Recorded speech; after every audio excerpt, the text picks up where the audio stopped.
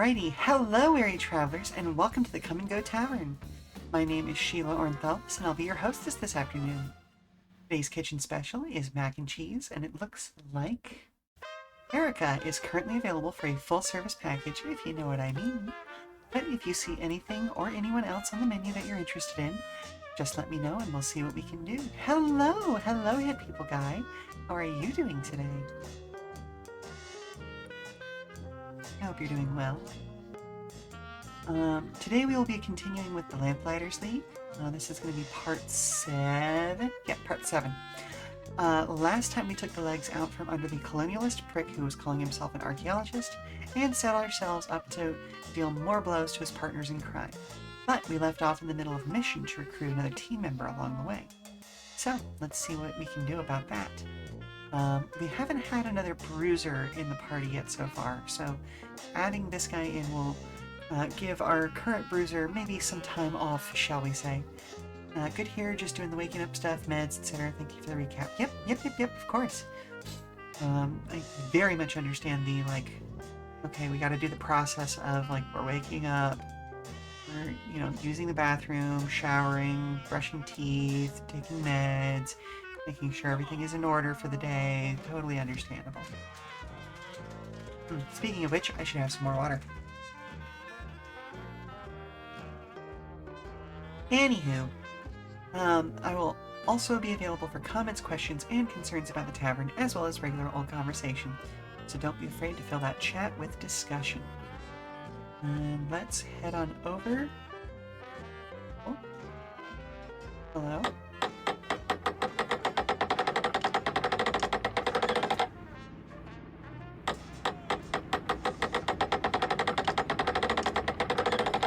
Interesting. Okay. Very interesting.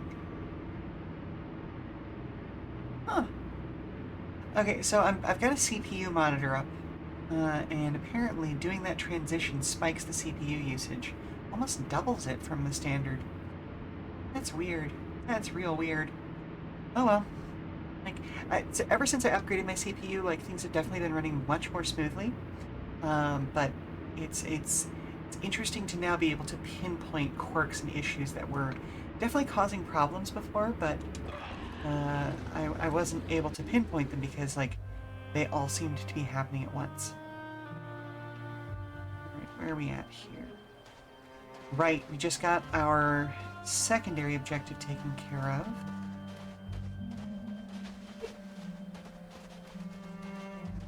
Let's see, we got a stress flask.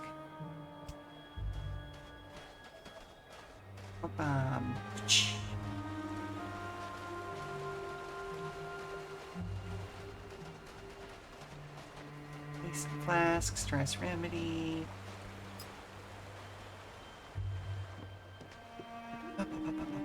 What's going on over here? Frag grenade, okay.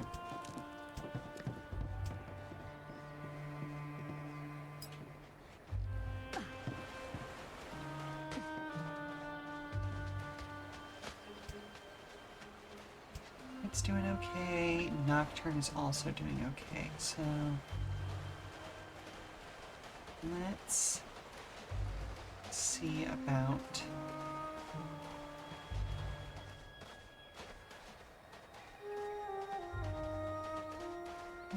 okay, I guess that frag grenade really is the best option here. Ooh, lore. Such strange markings. Orders regarding Isaac Ashley. Field groups at 117, termination order, Isaac Graymore. Priority A. Captain, our pursuit of the Graymore boy has finally borne fruit. New information gleaned from a member of his old mercenary crew places Isaac Ashley, operating under the alias Isaac Graymore, near your camp's location. As you know, I participated in the hunt for the Lamplighters 20 years ago. I can claim a small part in the elimination of Lord and Lady Graymore at Cardi. I should be very gratified to complete the set. Remain vigilant, and let no stone remain unturned. Magister Kozlov.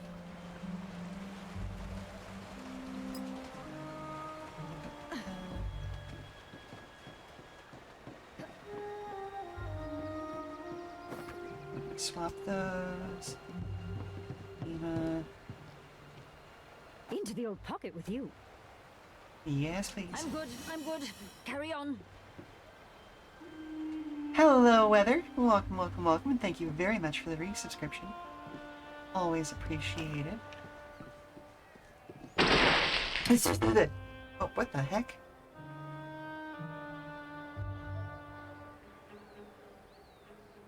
Oh, yeah, that was a weird one. Hold up. I mean, I'm gonna hydrate, obviously, but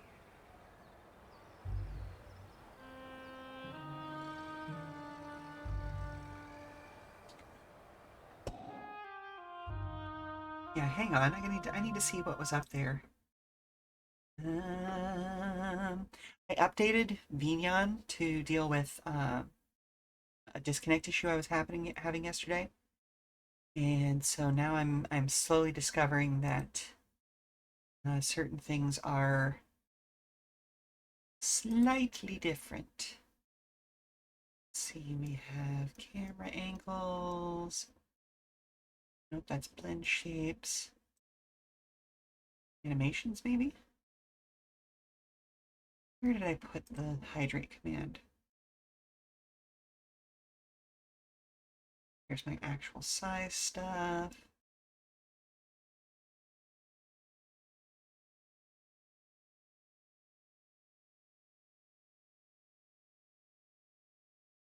Hmm.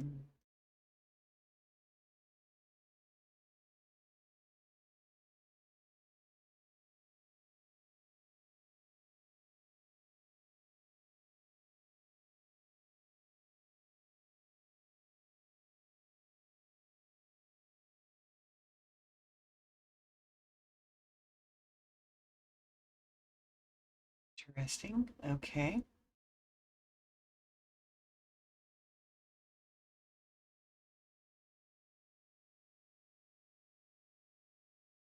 All right, hang on. I'm going to try that again so I can actually see what's going on. Throw that down.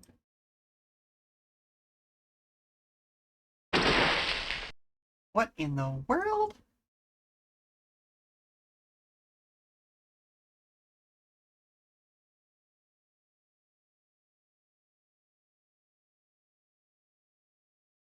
Let's see.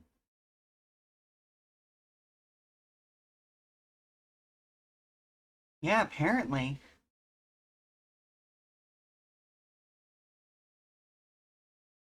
Duration is 1,000 milliseconds.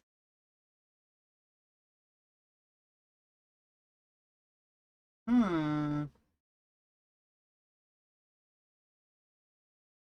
I turn that off. Nope, that did not fix it. But if we go from the top, that didn't seem to do anything. Okay, well, it's just gonna look a little bit weird right now. I will continue messing with that a little bit later. In the meantime, back to the game. Just gloop, gloop, gloop, gloop, gloop. Like, okay, here's the thing. If you look at water and fluid dynamics in slow motion, that's actually closer to what it looks like because you don't send out a solid stream, believe it or not. Like it is just small little discrete. I'm gonna call them packets, even though that's a horrific way of describing that.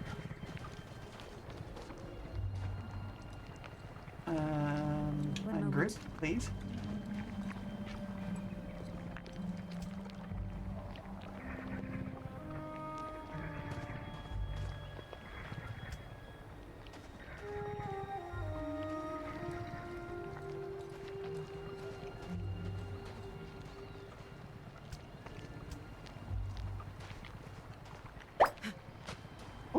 Well, that one's still working. Not bad. I'll take it.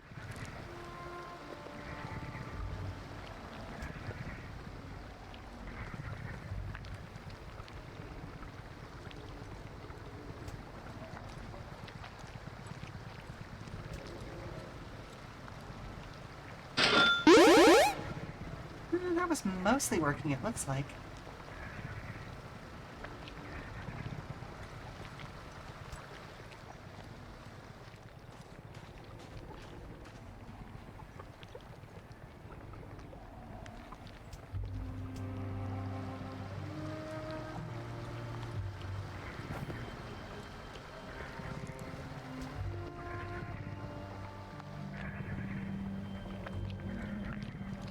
Yep, hydrate is just being weird. It is what it is. Like, we still get the sound effect, I still get the notification, so, like, it's whatever. We get the point. I need to drink more water.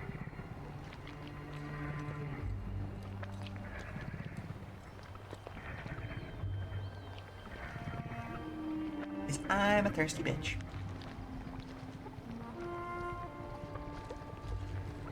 I am gonna see if I can electrocute one of these things. I don't think I can electrocute the squid boy.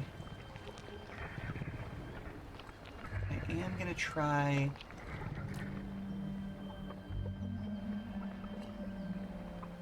This works on the living and the dead because of electricity. It's true, but many porn comics like to show it as one stream, which is why you never bought the idea of it shooting into tissues in your hand. You shoot all over the place, buddy. You're gonna make a mess. Yep. Oh, 100% yes. Ah! Okay, so... the little mind doobly-doo is apparently temporary. Not cool. Yeet.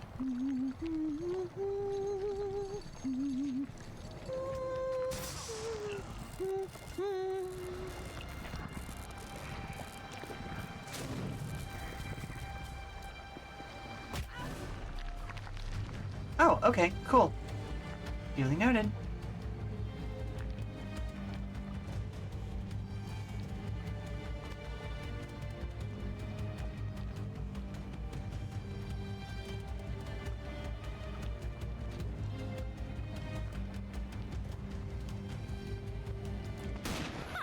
Did you see that? Armor shredded. And...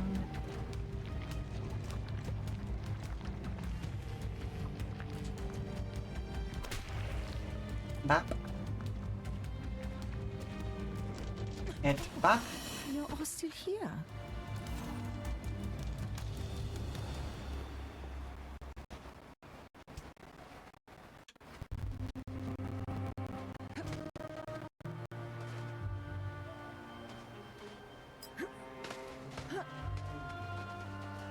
Nice and quiet. No problems.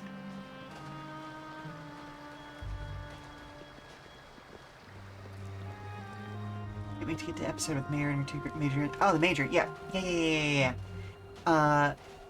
That's also when we start to get the majors, or like get into the major mystery of the season.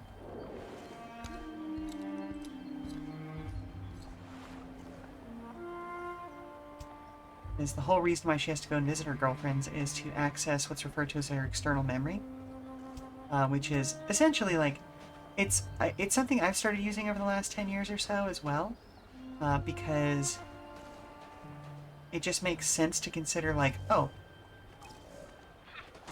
uh-oh.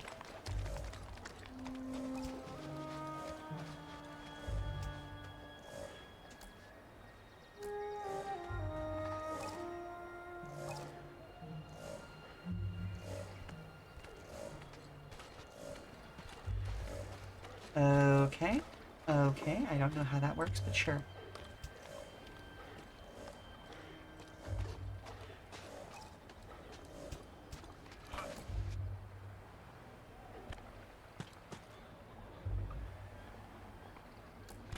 Lights out. What's that?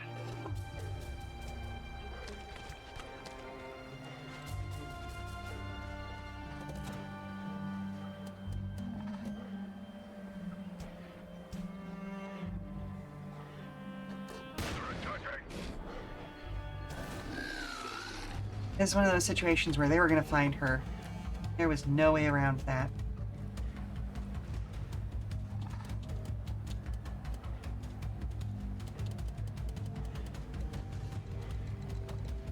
Get both of them.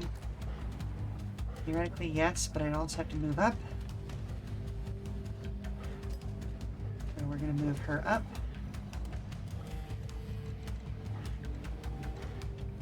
Ugh. Not quite. Dang it.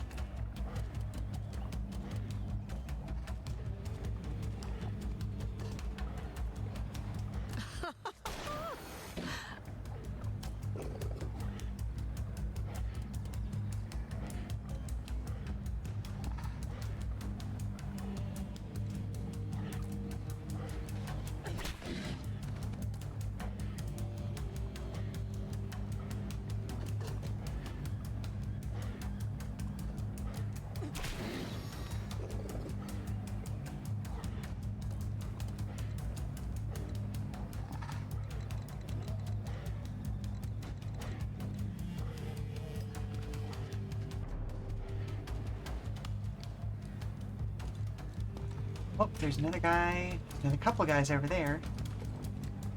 Okay. Oh.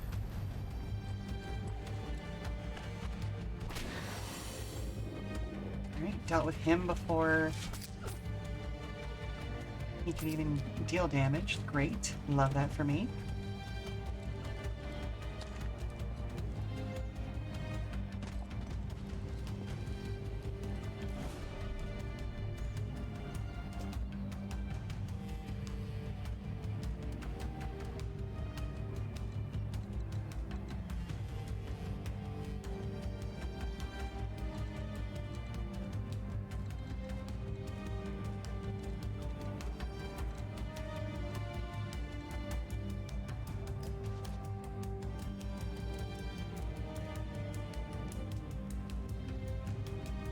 Loud.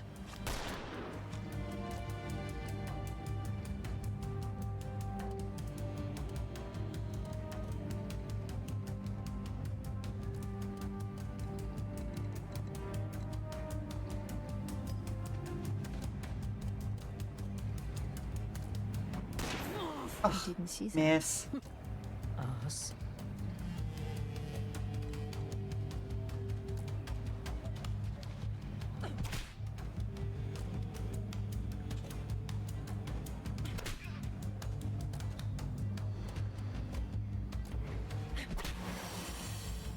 Not sure how she got an extra AP this turn, but okay.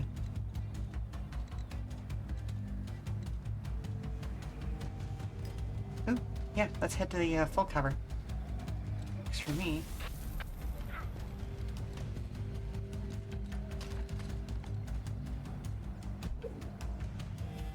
Rude.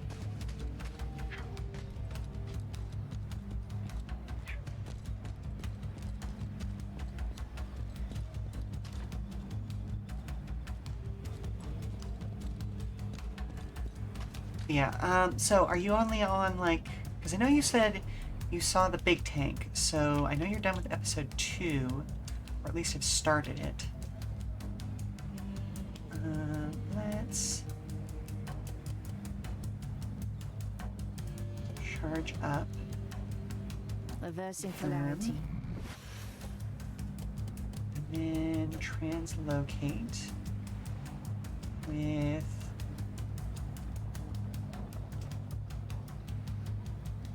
this guy. Initiating translocate.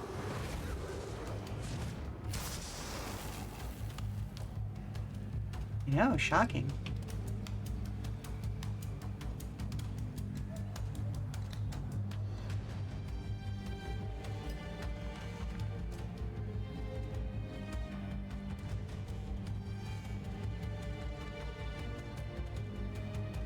Wait a minute. Why does that guy get attacked on me? Rude.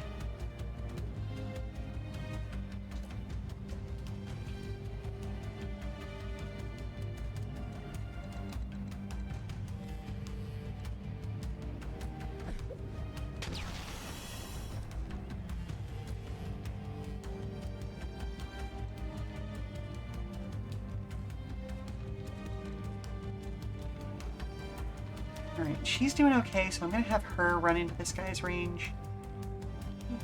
Oh, it's not his range. Oh, it's the grenades range. Aw, beans.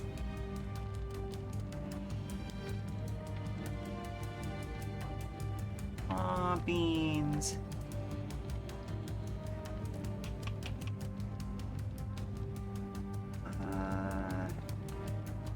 Okay, well.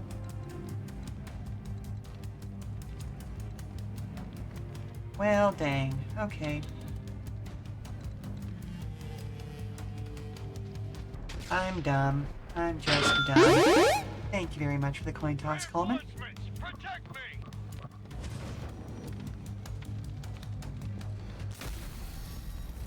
Miss. You call that fighting?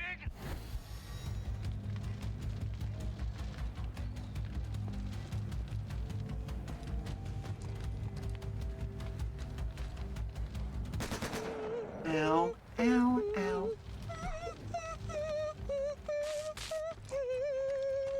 Does it want looking at? Rude. Alrighty. Whoa, she is barely up.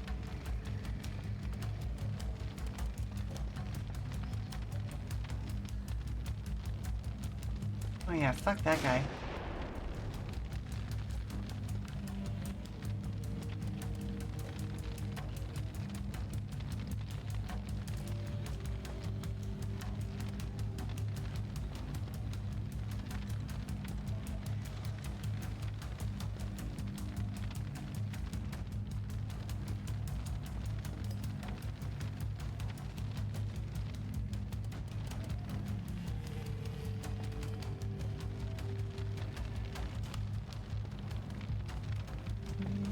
Let's see. Here's the thing, the odds in XCOM are always a little bit squiffy. The odds in this are actually seem to be accurate.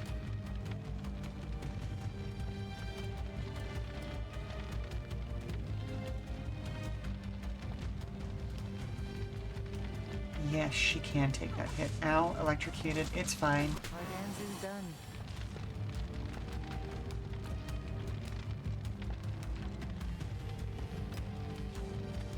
Get her back out of that. Bop.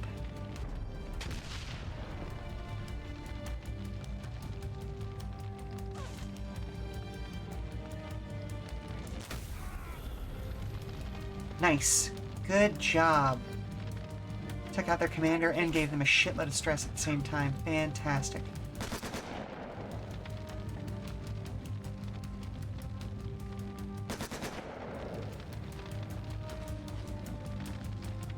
And we have marked on 2 of those guys, which means that our sniper should be able to get extra shots on them next time.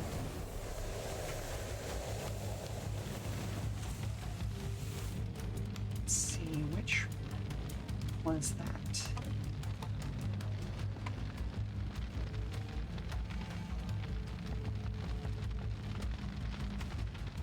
Let's see, we got a full Absolutely 100% chance there.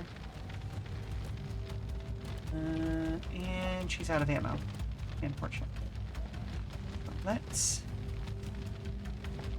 go ahead and heal What is you. new? Not close to. Fascinating.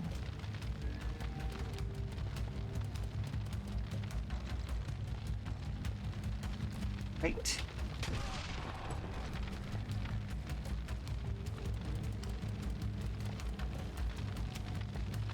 And then let's see if we can wing that guy. Dang. Okay.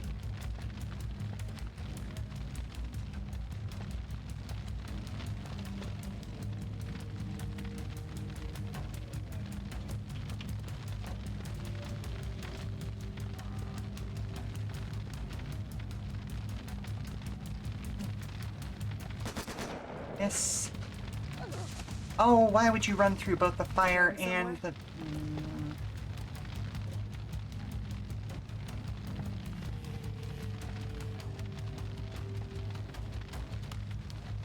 I'm not dying here!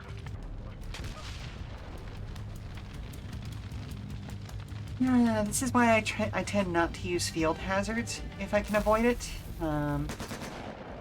Because half the time my characters have to deal with those field hazards more than the enemy does.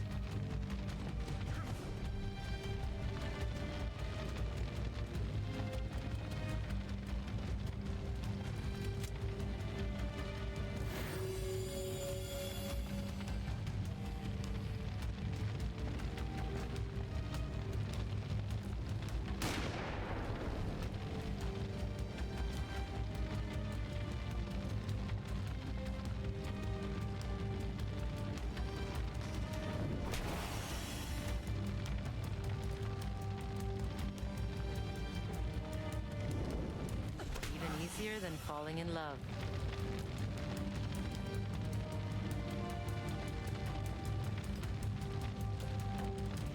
And we're gonna put out the fire. Yes, please.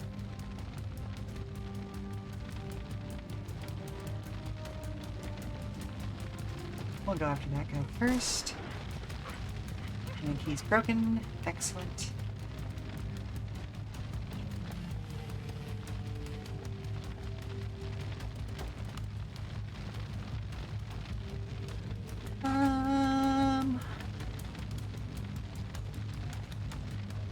Through there.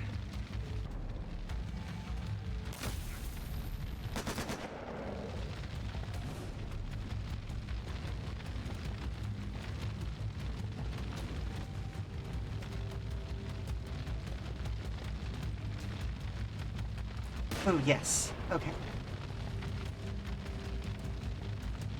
So now,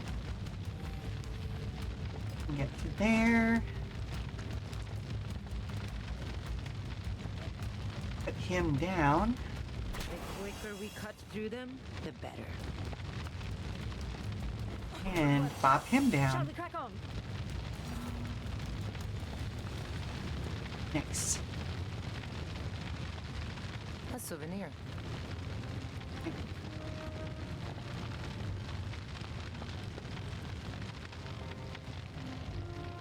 And let's look around this area. Handwritten on parchment, dated 10th of May 1916. The paper is old and folded many times over, but in otherwise pristine condition. Isaac, as I write, I am drawn to a cherished memory. The moment I first held you in my arms, a beacon of hope against the encroaching darkness. No expense was spared in rearing you, Isaac. The finest mentors and the best schooling that our station could furnish were at your disposal. I cannot help but wonder whether some essential lesson was omitted, some vital truth lost in translation. As a father, I am flawed. As a man, I strive for decency. I have always sought honor and virtue in those who follow me. My heart aches, Isaac, for I do not see the spark of a virtuous man in you. Father's hope is a stubborn flame. I cling to the vision of you striding toward righteousness, lighting your way with the beacon of our legacy. I promised myself I would never give up on you, Isaac. If now I am able to abandon what I cannot understand or change, it will be thanks to your example. George Ashley, 6th Lord Greenwood. Oof. Not bad. I'll Rough, take it. rough family life going on there.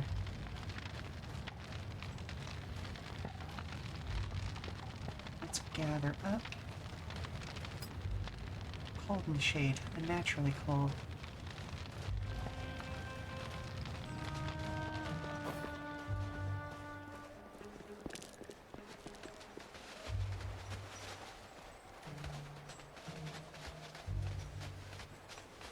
Whoop.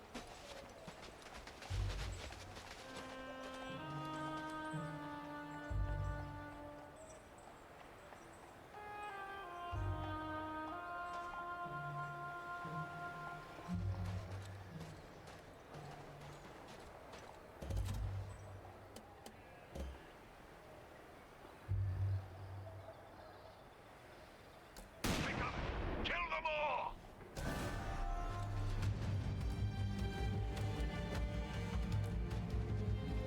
So many ions.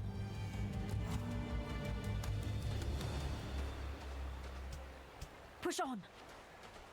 Whew, that was a little close.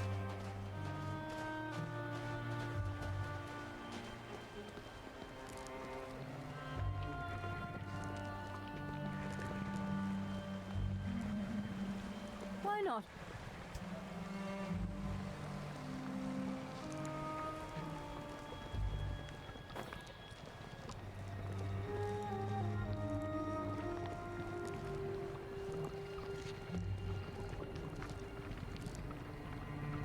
Ah.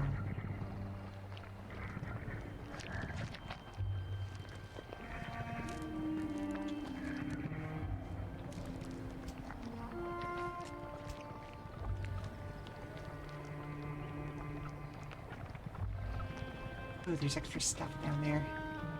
I want the stuff. Second episode had some nice callbacks. Ooh, hello, AJ Dodge Star. Welcome, welcome, welcome. Reinforcements have arrived. Excellent. Love to hear that. Let's see. Ooh, you were playing XCOM 2. Lovely. I need to go back to XCOM 2. Never actually managed to finish it. Oh. Let's see. Yeah, let's go ahead and hit him with a frag grenade. So, you're coming in from XCOM 2. This uses a very similar system. Oh, thank you very much for the coins. But yeah, this uses a very similar system. Let's throw another frag grenade. Wait, can I hit any of these folks? No? Okay. Oh, hello? The fire brought a gross bug inside again. Okay, did he let go of it, or does he still have it, like, a hold on it? It's in a jar, but Lynn's looking at it like it's candy. Oh, Nelly. Okay, I'll be there to help in just a moment. Y'all have joined just in time for a commercial break for me, apparently. We'll talk more about Lamplighters League when I get back, but yeah, if you're already a fan of XCOM, you're in the right place for this. It's just more of a 1930s and kind of old gods flavor, more than anything else. But I'm gonna go make sure that nobody eats a bug. Yeah. So I'll run a commercial, stand up, walk around, refresh your drinks, all that sort of fun stuff. And we will be back in about 5 minutes, okay? Alrighty. Alright. No, sir. Keep that jar closed.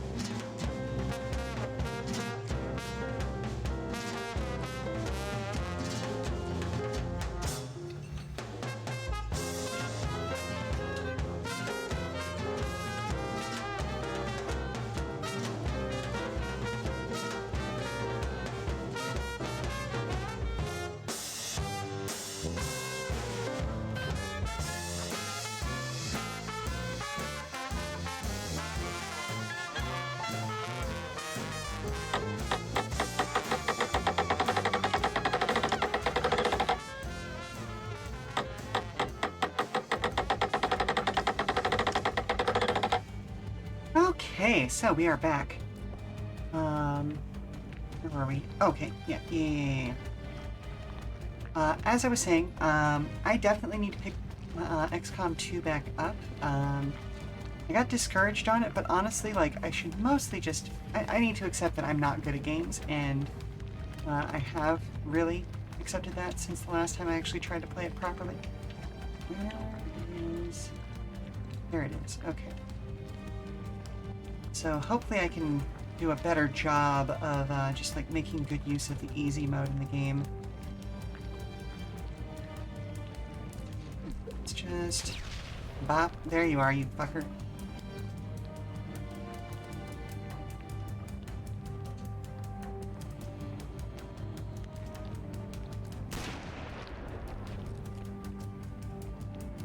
Because it is a cool game, and I really wish I could have gotten further in it, but I just never quite managed to. I know XCOM 1 I got really discouraged on because, you know the whale mission? Where, like, it's usually the first time people encounter, like, the little scurrying alien dudes.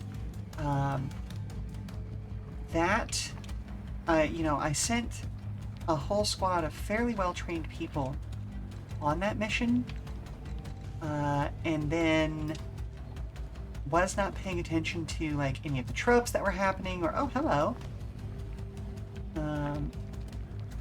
It basically just I was dumb. I was dumb, and can I actually shoot either of these guys? Ugh, yes. And basically, yeah, just I just wasn't paying attention, and I lost my entire squad, and I instantly put the game down and never came back to it, because you know, that felt bad. But I do know that XCOM 2 is much better balanced, and the story is very, very cool. So, on that note, what about XCOM 2 makes it your favorite part of the series? Or just one of your all-time favorite games? That's okay. I really want to get that guy off the... Are you Just don't kidding let it me? happen again. Oh, bugger off. Ugh. Alright, we're just going to end the phase there, because I want Nocturne to get her automatic shot when something moves. Not so fast. Well, okay, I wasn't... Not who I was hoping you'd get the auto shot at, but okay. Let's get you there.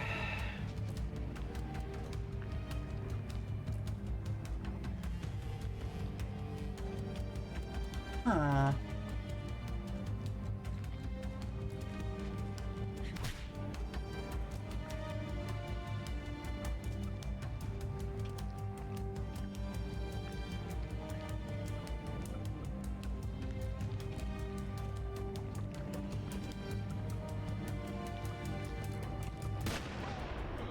Alright, well that guy's down at least.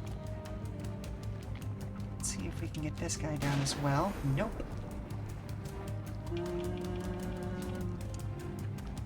Maybe you can hit him.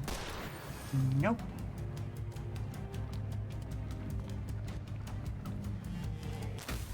Sorry. Just because I don't want to deal with him, you know?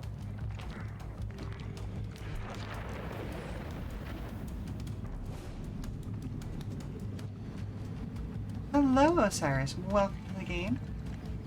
Or welcome to the stream, I should say. Thank you very much for the coin toss. Nope. There we go. Maybe it is real. Should be of interest to Ooh. Locke. A med kit. We got another med kit. So let's put this downstairs. Oh, thank you for the stretch.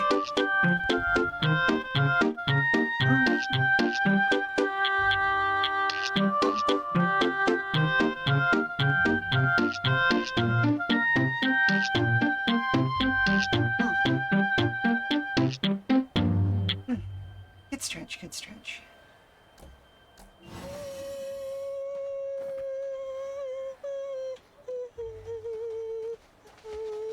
Anything interesting back here? There is. We've got a Mote of Fate.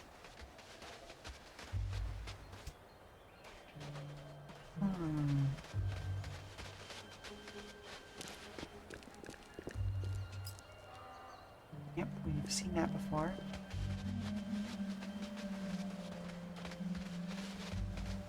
Okay.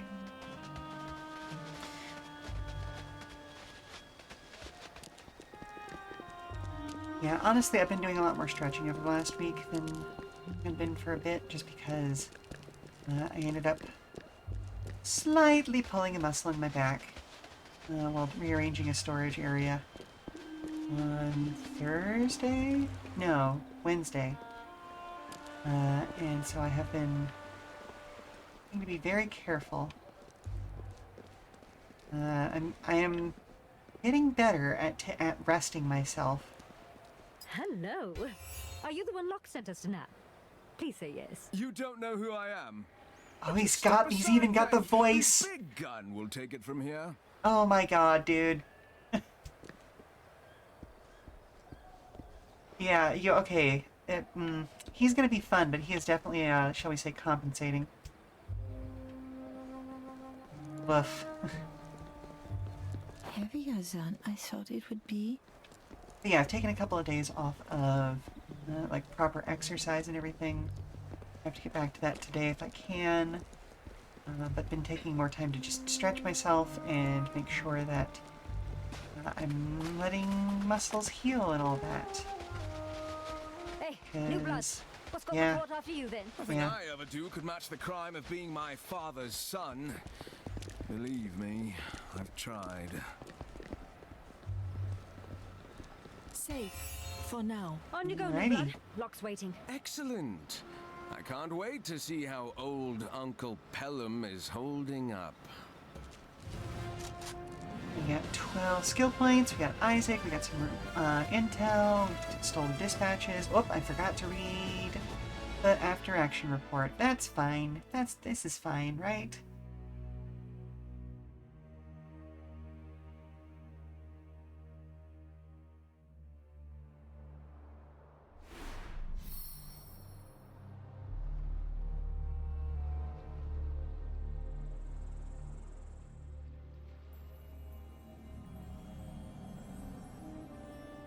Speed cut in half. Okay, that's fine. Of course I know how this is going to end. That's why I don't think about it. The Sadist, the Serpent, and the Fallen.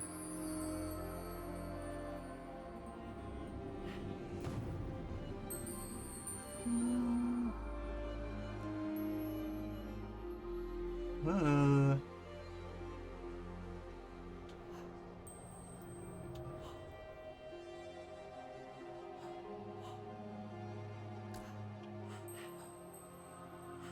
My father was weak. I won't make his mistakes. So this is what it feels like, having the undrawn hand on your side.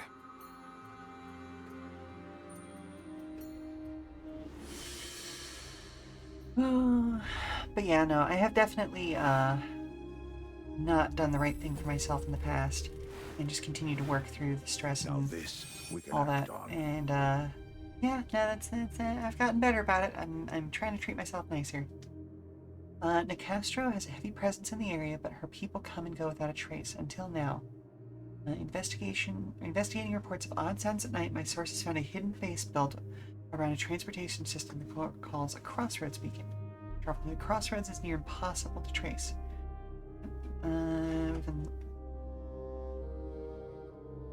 Okay. That means we just unlocked an additional mission there.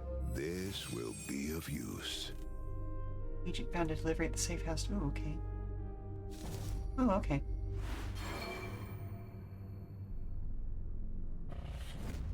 Oof. Okay, so Marteau is going to get much more dangerous. As they just fulfilled the second. Reports of supernatural phenomena spread at an accelerated pace. Spectral figures haunt the night, shambling through homes and mausoleums with alarming speed. Marteau Industry blames the stories of post-war malaise and offers treatment at a moderate price. Lacaneur thralls move with +2 speed. Oof. Okay, so Marteau is definitely the next group that I want to go after.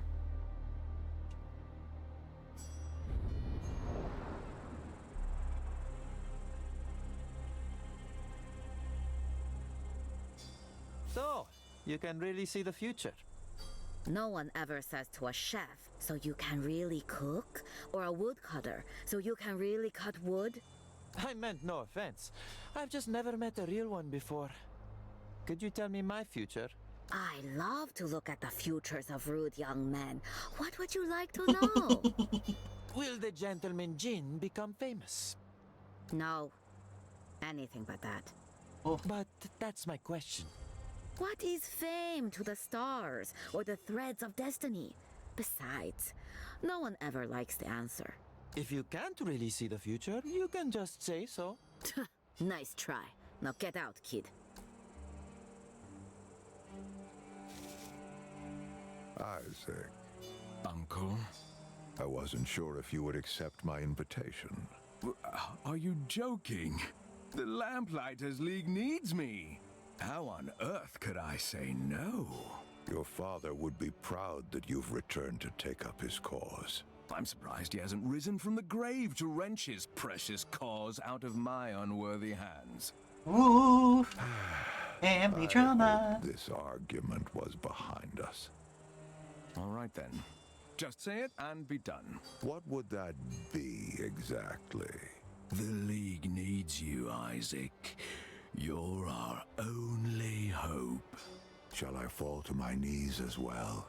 Oh, you do love kneeling to a Greymore? Oh, okay. They mean that in, like, a knighthood way. But, that's definitely not how I took that. Look, I'm just gonna say the game was written that way. All right, Isaac. Your parents gave everything for the League. You need a paycheck just to save your own life. I had hoped for more. Then I hope you're as used to disappointment as I am. I say, Belford, something up here smells quite rotten. Yes. A little something new I'm working on. May I take a gander? No! Careful! These ingredients, they are highly unstable. You mean to say you're working with highly unstable ingredients right next to me? Is this a problem? I suppose we'll find out. Okay.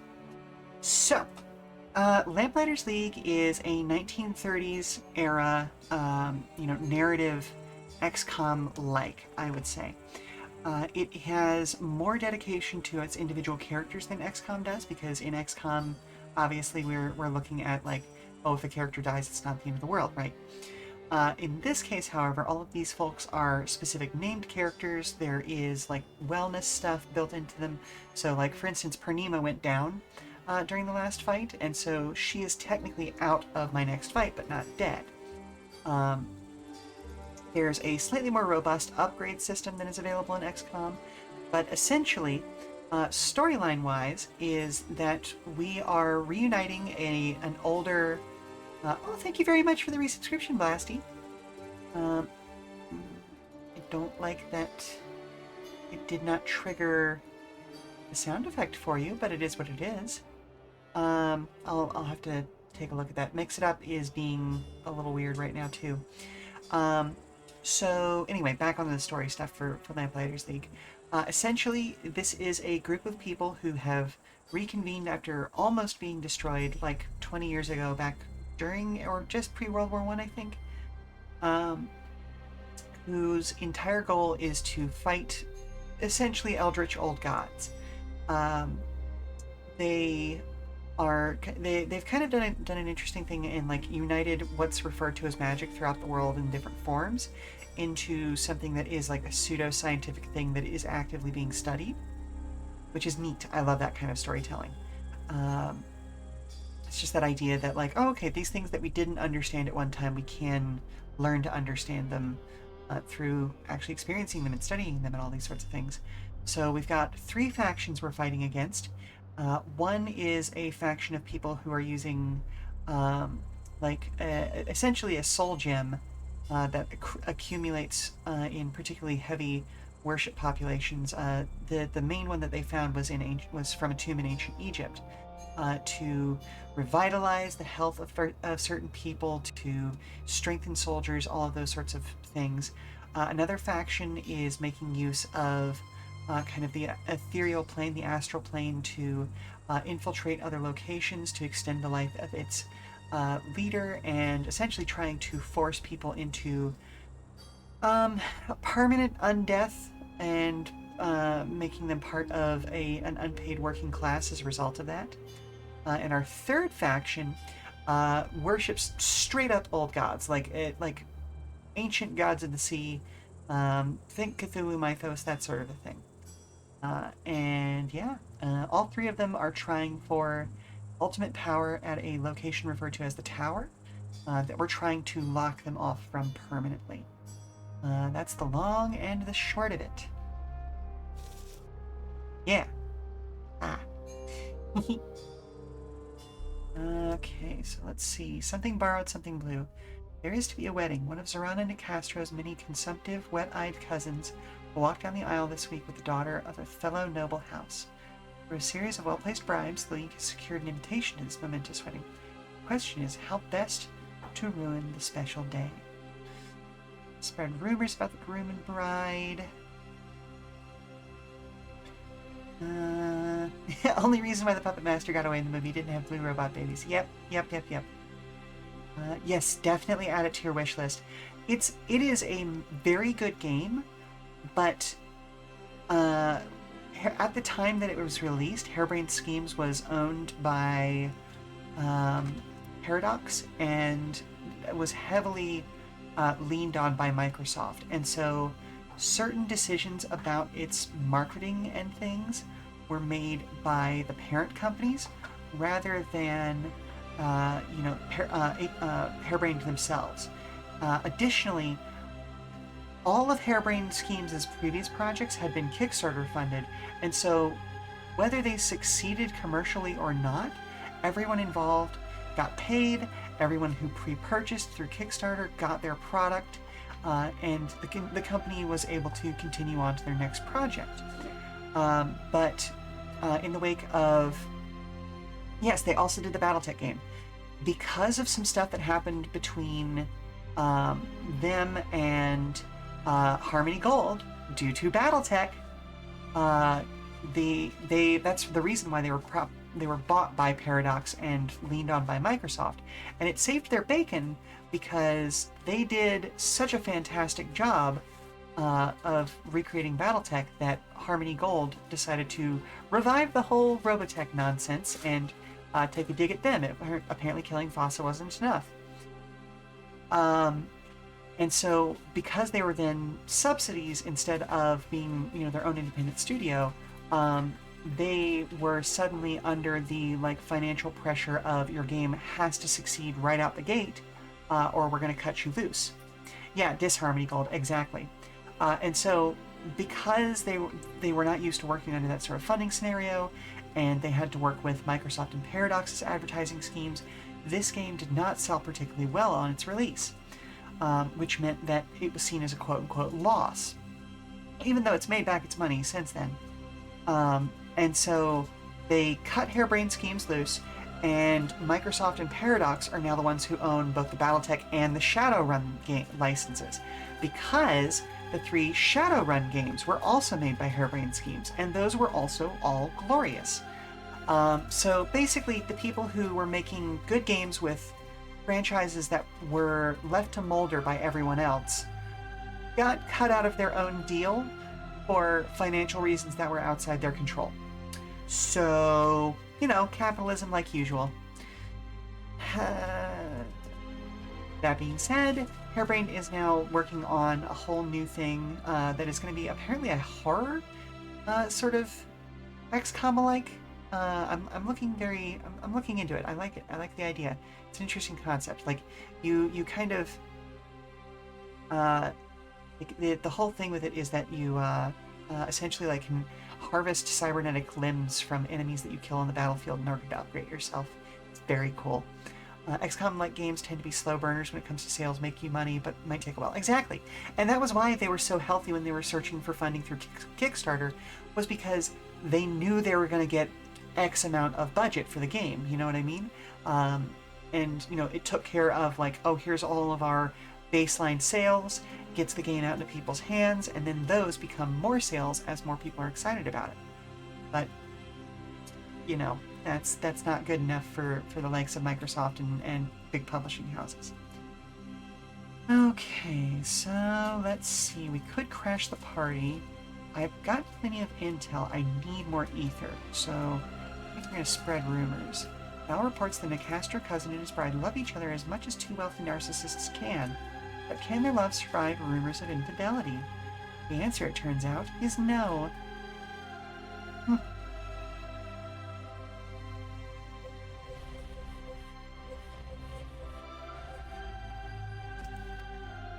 Alrighty, so let's take a look.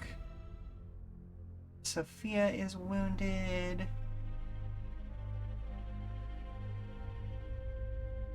She still needs to sit out one more mission. Stabilized 1 fewer times. Okay, we could heal her. In fact, I think I will heal her.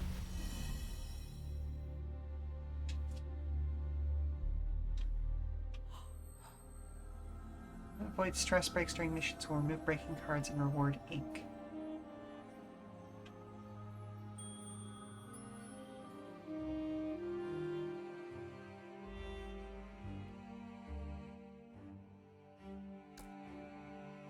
Alrighty, let's take a look at this gentleman.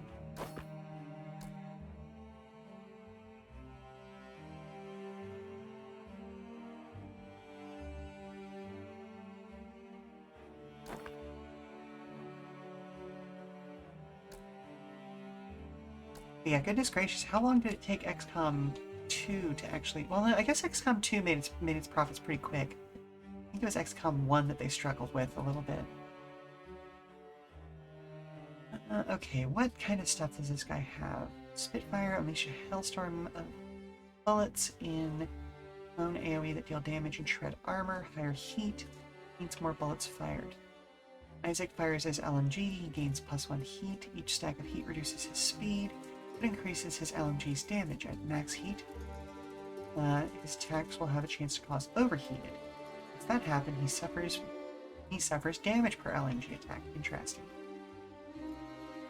Powerful single shot that deals damage, shreds armor.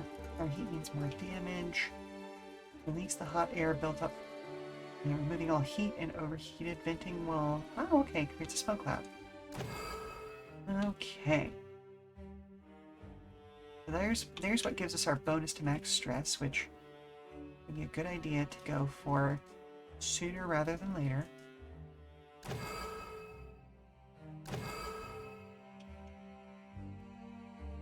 So what did that actually get me? Okay. Opens fire on a target area, flushing struck enemies out of cover. Our heat means more damage. Cool. Venting a cloud of smoke and restores some HP. Oh, interesting. Okay. So I probably want to go with that.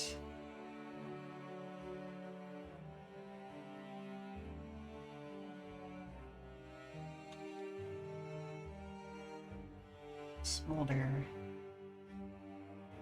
Overheated. Each critical hit restores some HP.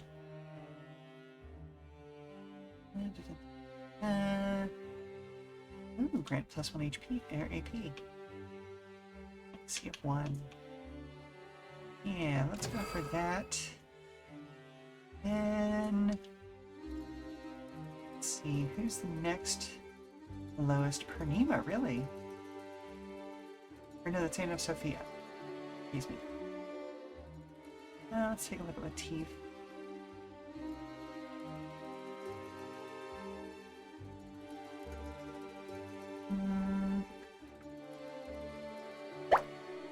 thank you very much for the actual size, Osiris. Do I need either of those?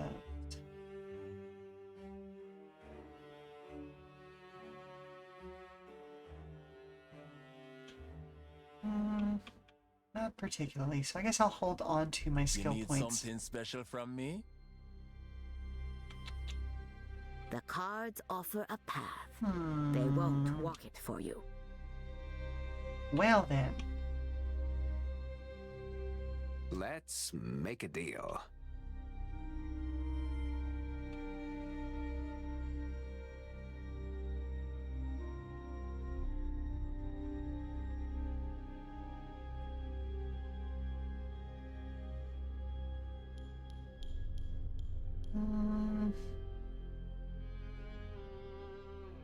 Alright, well, I guess I'm going to go for the accuracy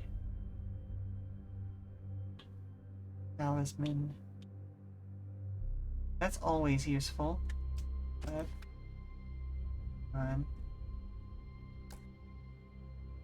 okay, yeah, no, he just does not have that.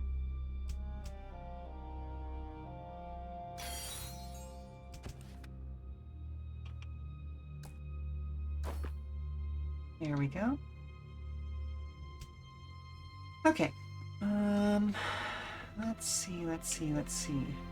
We don't need to worry so much about Nicastro. I mean, we do long term, but not for right now. Marteau stuff we do want to worry about.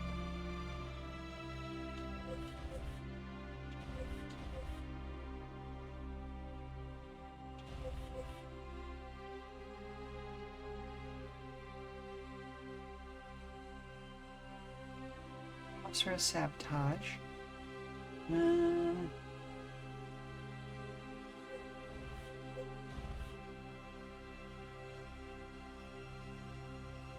Sneaking to Marteau Industries Crossroads Archives. Oh, okay. This is a heist setup. Yeah.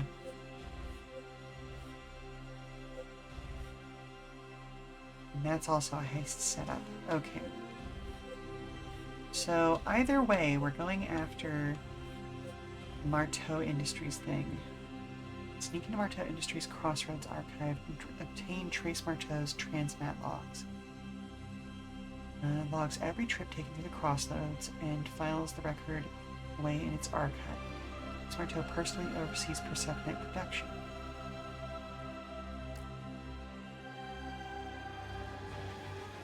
Alright, hang on, let's see.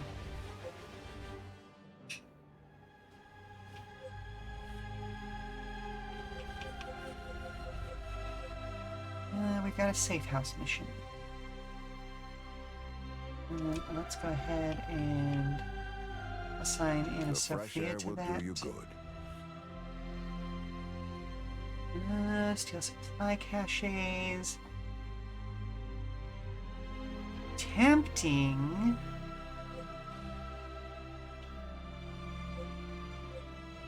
But no, we really need to get moving on those heists. So let's go after this one.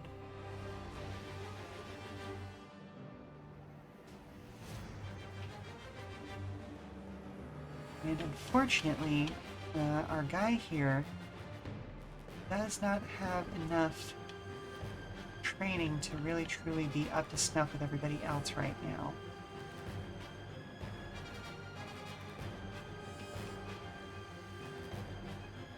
As much as I want to keep her around, let's go with Latif instead. Which means I didn't really need to heal her, but it is what it is. Yeah. Looks like it's going to be the best setup for what we've got right now. So, where does Trace Marteau forge his Persephonite? Dozens of MI employees secretly on my payroll cannot search records as fast as the company can generate them. At last, a clue. An informant points us towards the Crossroads Archive, a small corporate department in which every single trip through the Crossroads is logged. Who, when, and most importantly, where.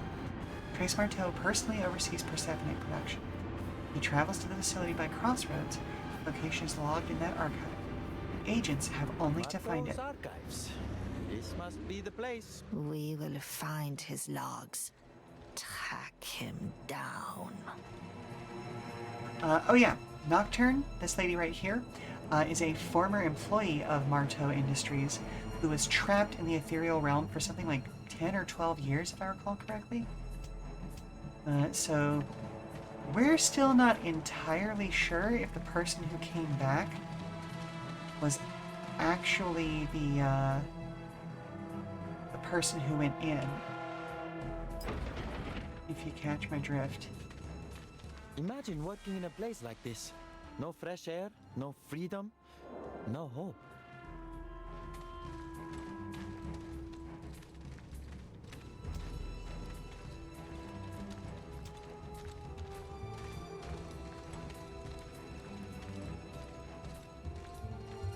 Well, let's see. I see comms officer back there who could cause me some trouble.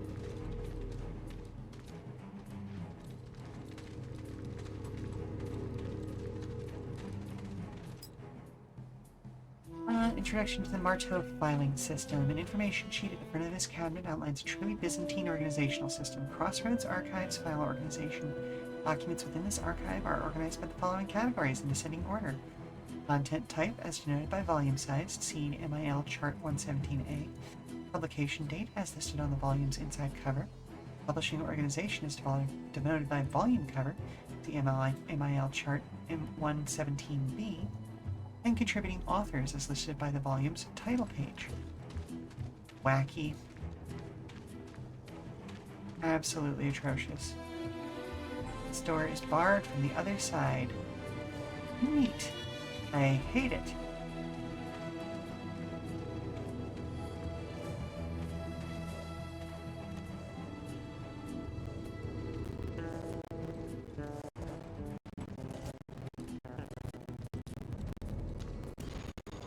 Do some recon here. This room is fairly large. There is what appears to be a door into another room right there. Some explosives there. Got another door there. Goes to an interesting room. What in the world is that? More interesting rooms. Okay.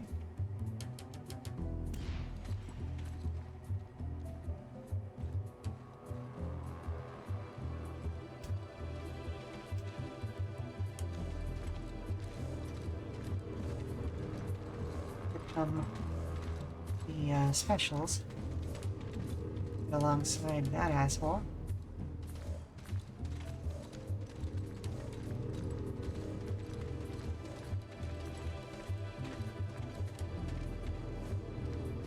We have some people on lookout right over there.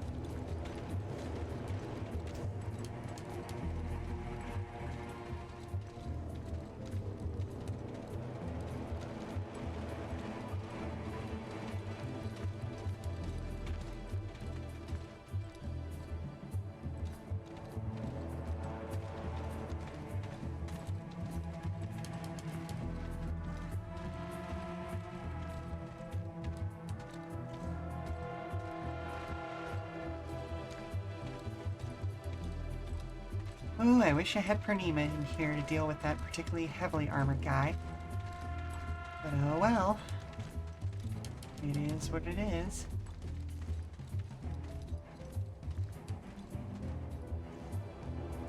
Ooh, we're gonna incur a fairly large fight fairly quickly. So I'm gonna try and use Ingrid to take down those three guys.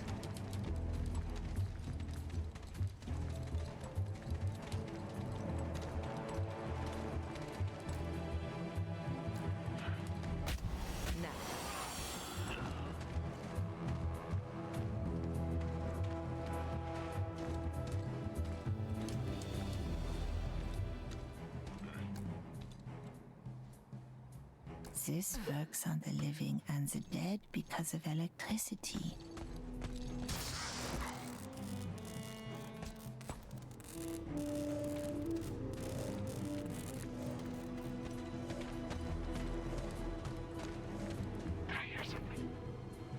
printed in vivid red ink. By now you've all heard the rumors about the agitators at our Los Angeles factory. I'm taking this opportunity to confirm that a sabotage attempt was made, and that several pieces of high-speed machinery sustained minor damage. And yesterday, the responsible parties were delivered to me for questioning. As Chief of Security, your safety is my priority. As far as any of you are concerned, the saboteurs are already gone. Put them out of their minds and focus on your work. Mr. Marteau is counting on you. Donovan Slade, Chief of Security, Marteau Industries. Paperclip to the back. That should take care of the agitator situation on our end. The eggheads who work here won't care why the sabotage happened. It didn't happen to them, after all. And while a few may suspect that there's more to the story, they're smart enough not to make waves. That guy is definitely agitated. Shit. Okay, well. Okay, well, here we are. Let's get people into a better position.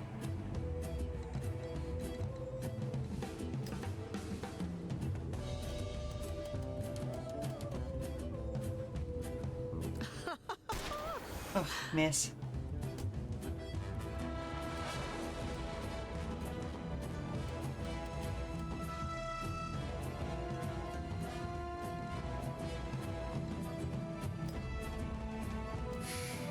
Still, we took down 4 guys before popping this off, so Perfect shot.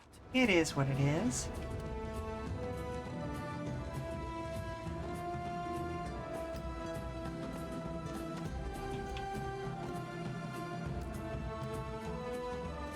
Okay, let's hit him and run.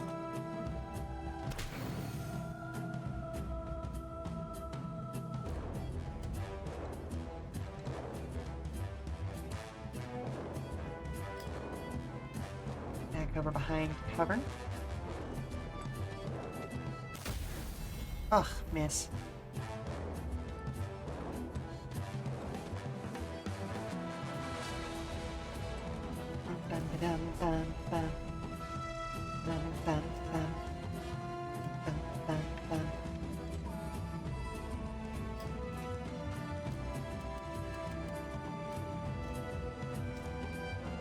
Loud. Nice, and that's his focus broken, so that Ingrid is no longer under a direct threat.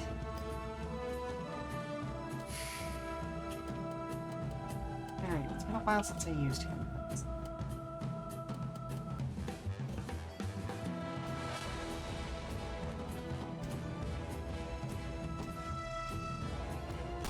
Okay, let's focus on that one. And Ingrid is particularly good at these sorts of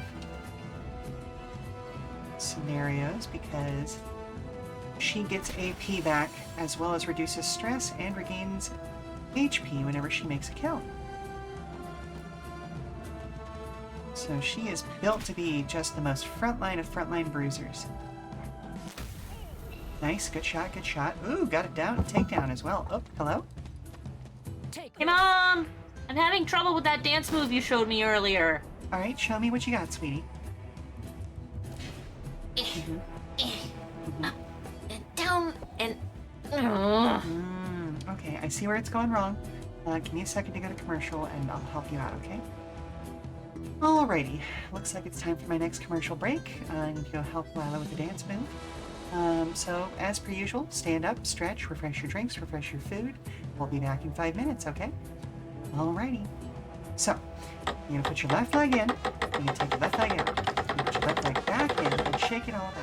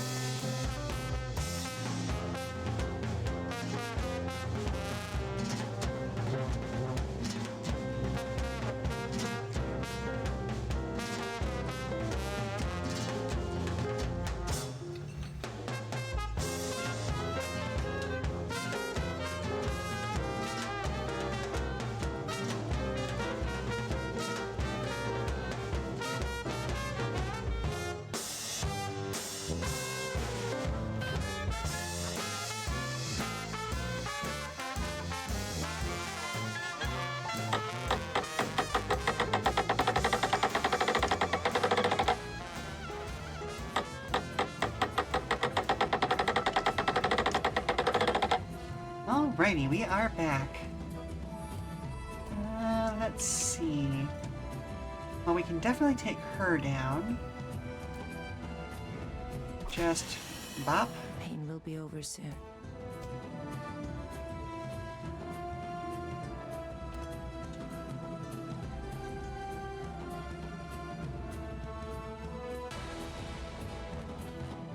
Oh goodness. Okay, hang on.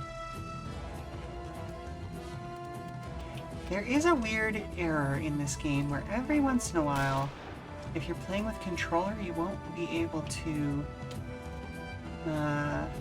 actually make your characters move. You didn't see that one coming.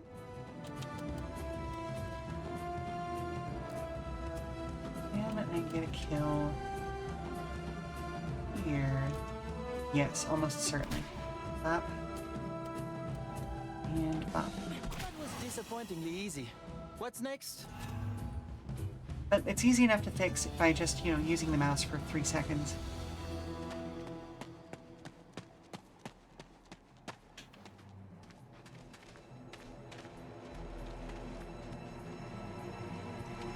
Wait. Oh.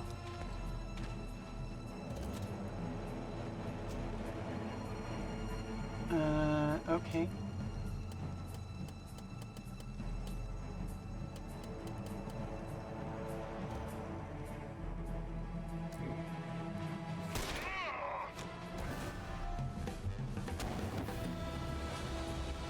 Now he gets a free move. Yep, we are in, well, specifically an archive.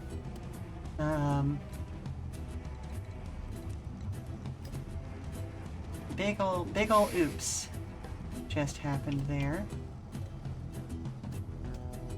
Let's see.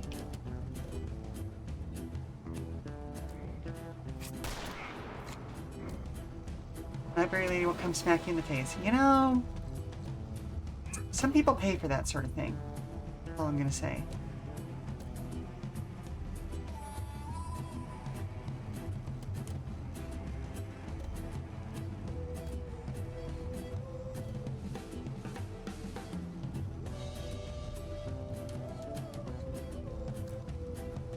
Come on your feet. I am back.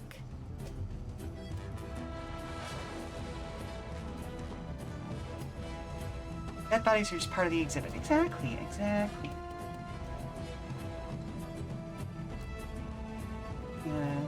Slug him. And then... Oh. Yep, he's gonna boosty. Rude. I was supposed to get a free move out of that, but I guess you could do that if you want to. Ow.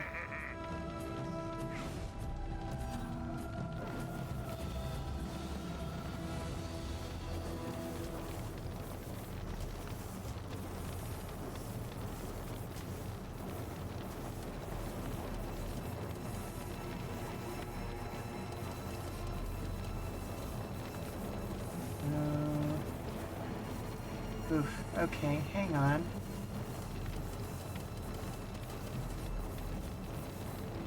Yeah, let's put out the fire on her.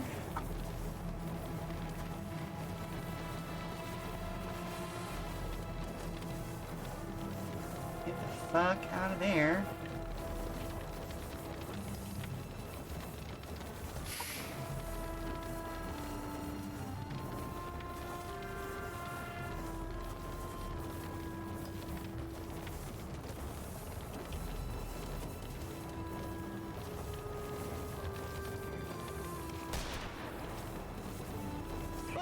That was easy.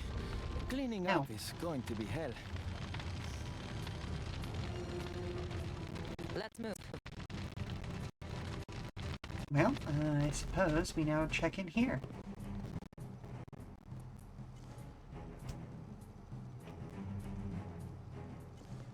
Cold but Let's effective. get some dynamite.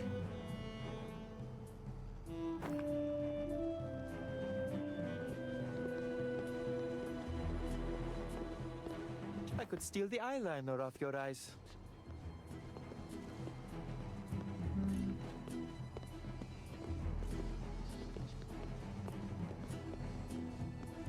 Anybody else in here? Yoo-hoo, big summer blowout.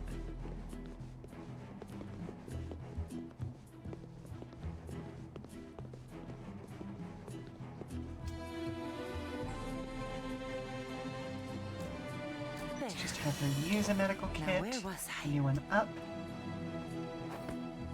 The Crossroads Archive Inventory Intake Form. Received 1. Parenthetical 1. In parenthetical. We'll keep doing that, it's fine. Marteau Electrolife Automatic Noodle Extruder with integrated Crossroads translocation technology. Product prototype. A kiosk-style coin-operated vending machine capable of producing a variety of noodle-based products.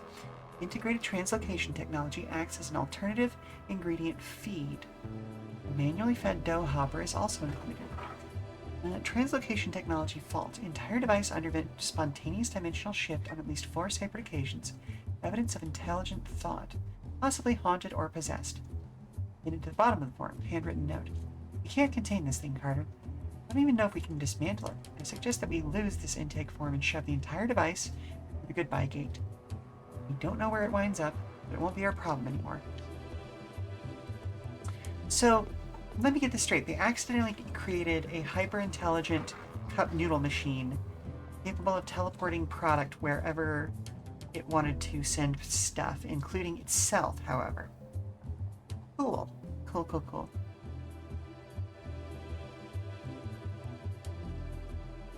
A room full of boxes, and I don't want to open any of them. Sculpture that has been recovered from the other side. Core samples have been taken from it, destroying any artistic value it may have had. Yep.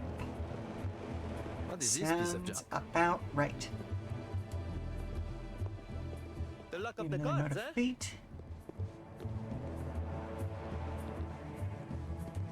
Don't mind if I do.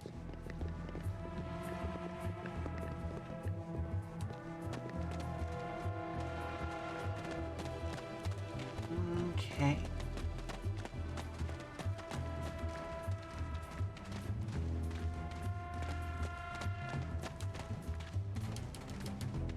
Let's see.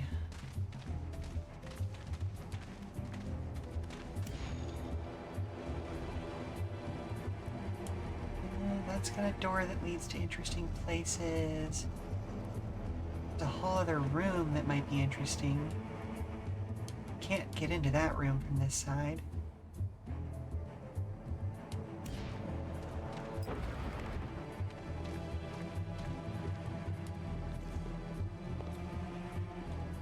Something's off here.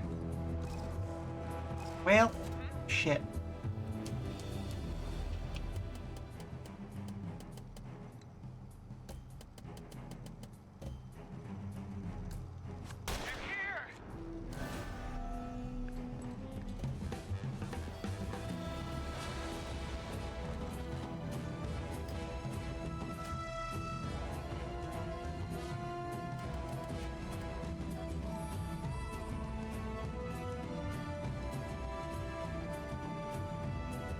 Yeah, we'll send him there.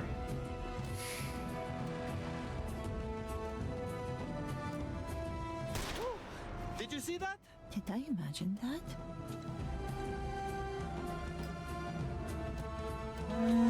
Let's see. Can I get both of them? I can.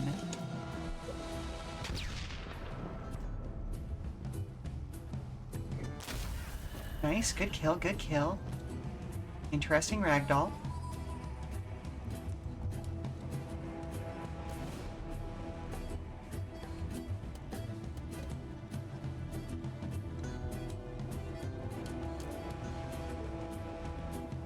You break easily. You took your eye off the prize. Extension move.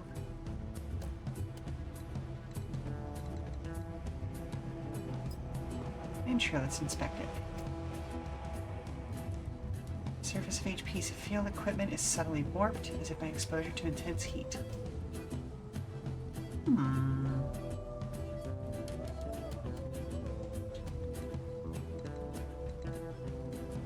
I'd have sworn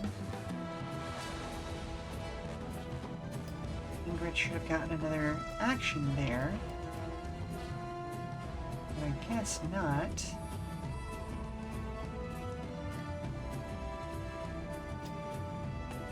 Hop her over to there.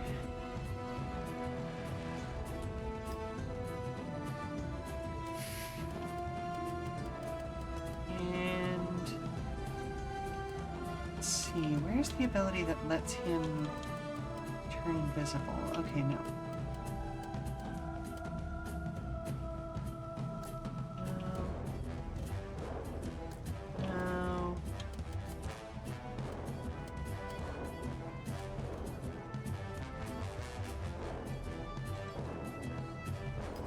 Yeah, we'll just get him in cover.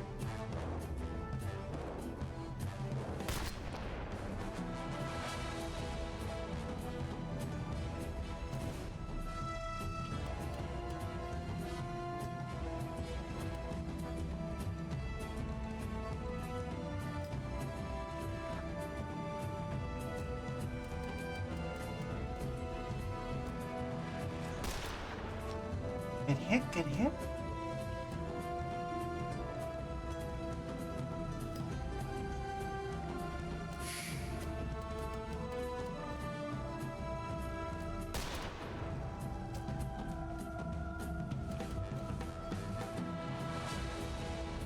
I'm not here to play games. Hey, nice work!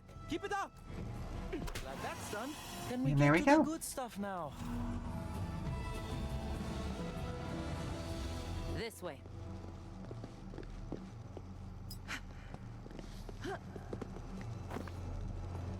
Get up more ether.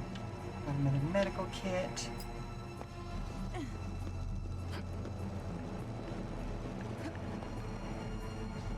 Oh, vigor tonic. What is that?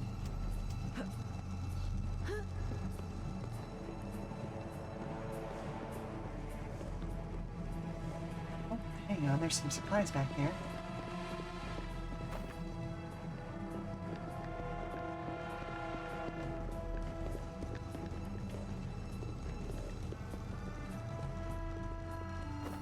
More ether. Delicious, delicious upgrade materials. The vehicle's twisted chassis exudes a bitter alkaline odor and radiates an unnatural warmth. Interesting. Pages 67 and 68. Marteau Field Study Redacted. Close study of these objects suggests the existence of invisible entities within redacted, unredacted, and/or redacted complex machinery. Thus far, humans appear to be unaffected by this phenomenon. That said, redacted have demonstrated a pattern of converging on redacted that have been stranded by mechanical failures. Marteau Industries has discovered a way to insulate this machinery through the intentional emission of redacted, and is taking steps to protect its redacted in this manner moving forward. This solution does pose an accumulating redacted to employees. See X-ray studies, Herman J. Muller, 1927. The company leadership has accepted this redacted, but as a cost of doing business. Cool. Such useful information. Crossroads beacons. Marteau's logs will be nearby.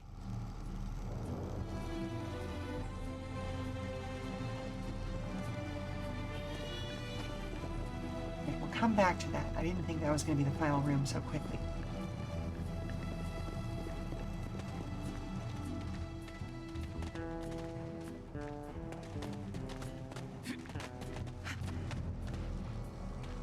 What are you carrying?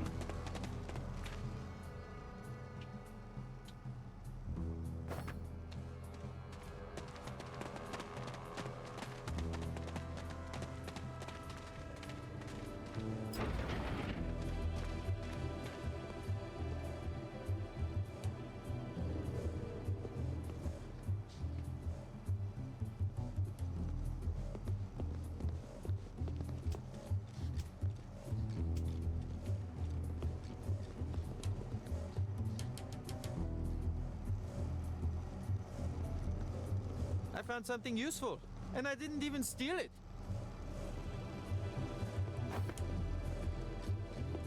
Swap that out for the better healing item.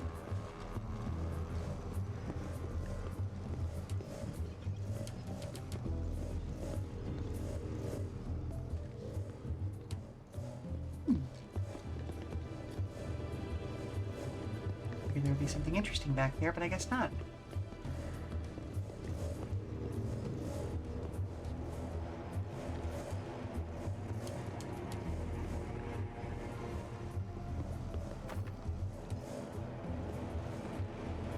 Why can't I take my Here eyes on off the that stone stone? feels And why does unnaturally it cold. make me feel cold? Probably because it came from like the ghost lands or whatever they're calling the other side. That body's oh yeah, no new chats in a while. That's fine. I just thought I saw movement from over there. Okay, so it could have been worse if we missed this room, but it could have been better. Can't get into that room, it's barred from this side. Typed up on Trace Marteau's personal letterhead. When I first dreamed up the Crossroads network, I knew that I needed the best of the best to help me build it. I knew that I'd need you, from deep thinkers of the Dimensional Works Lab to the bean counters in finance. We're making history together, all of us. There have been setbacks, yes, even the occasional tragedy. The price of progress is high, and at times our friends have paid it. But for every step backward, we've taken 3 giant leaps forward. I intend to carry our species to a new golden age of prosperity, a future of my own design. With your ingenuity and loyalty, the Crossroads Network will carry us there. J.T. Trace Marteau.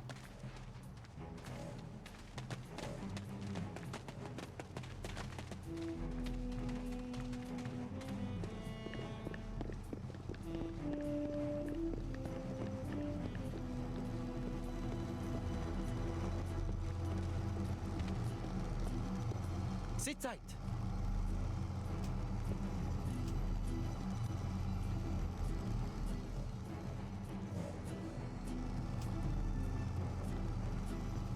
Let's move Latif up. We can definitely see that there are enemies in this area.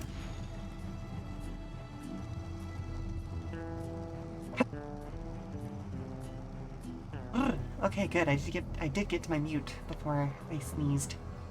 Oh, that was an intense one.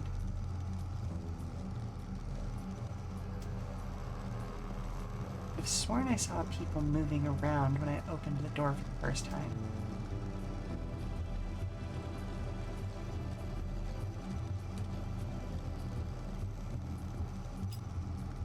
When active, the crossroads beacons thrum with occultic power.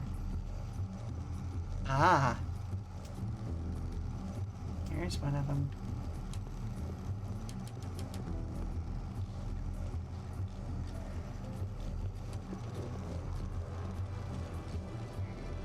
Marteau has somehow tamed the dead. Shades who channel the spiritual pollution called void. Beware their wails of anguish and the remnants they leave behind. Okay. So we're not getting into melee combat with that.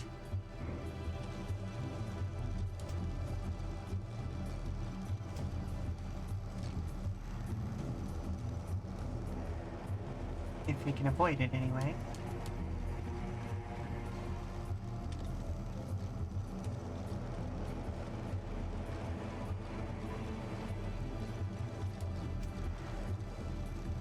You're going back that way, huh?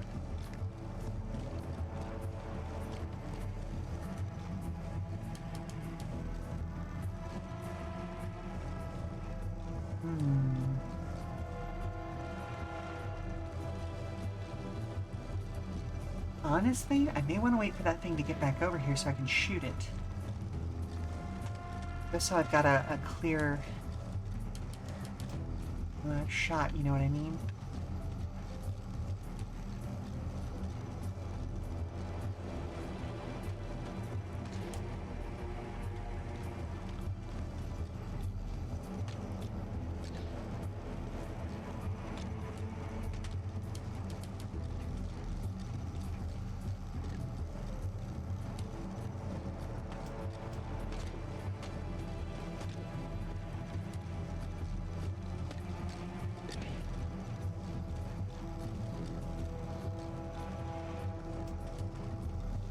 I'm tracking 3, maybe 4 of the little guys. And at minimum 2 of the big guys. Hee-hoo.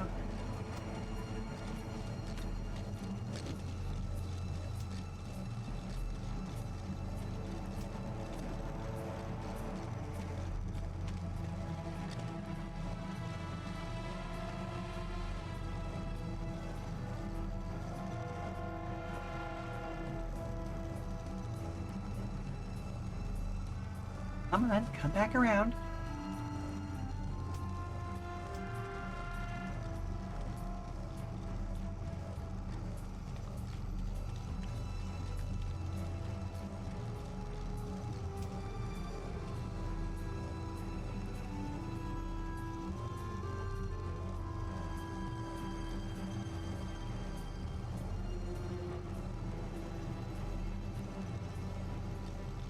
All right, where are you then?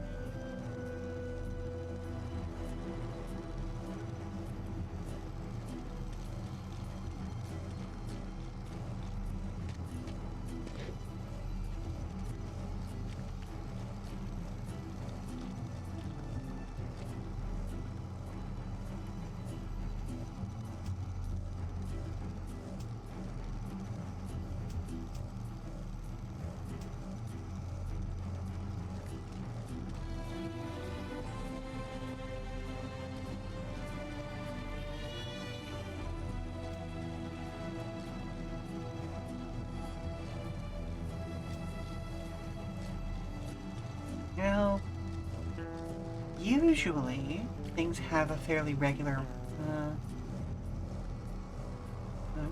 what's the word? Not guarding, but roll pattern, you know? And it makes it easier to figure out where to go when. Marteau card-fed calculating machine, an ingenious automatic calculator. Intake slot for Marteau's state-of-the-art encoded punch cards. Neat.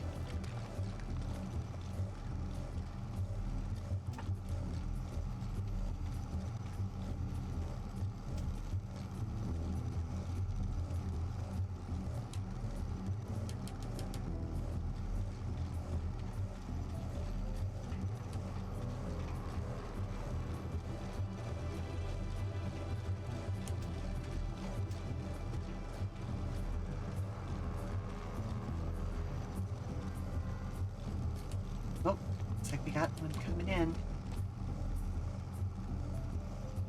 Maybe.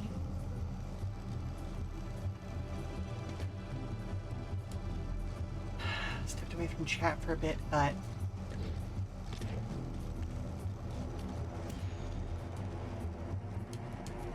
I'm waiting for one of these things to pull closer so I can take pot shots at it before the combat even starts. Oh! There's immunity shock damage. Good to know. It does not suffer hit chance penalty. Takes double fire damage. Okay.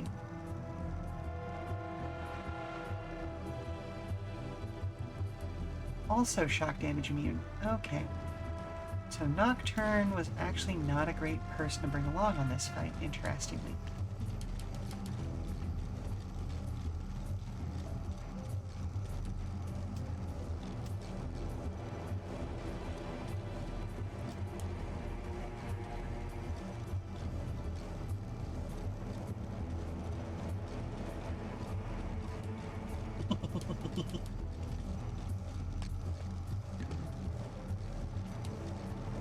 Look, they have an encounter with the library lady, huh, Cyrus? Right.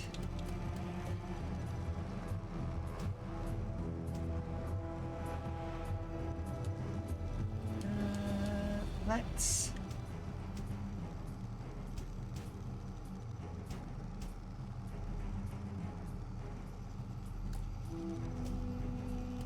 let's see... Experimental fuel. Okay, I've only got...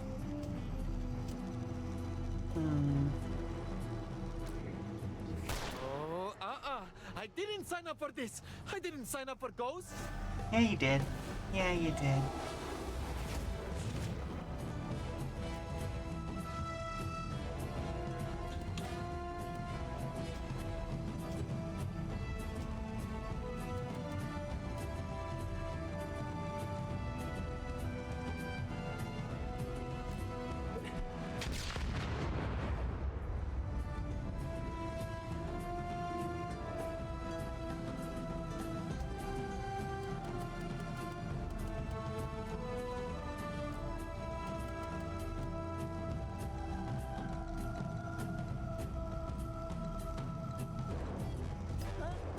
Bring her forward. See if she can whack the potent shade.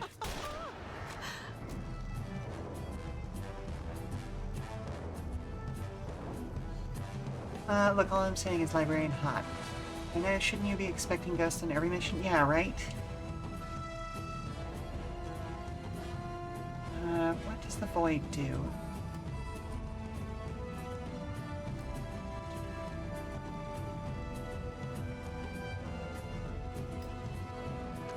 I don't know what the void does. So we're gonna put her head in, bop.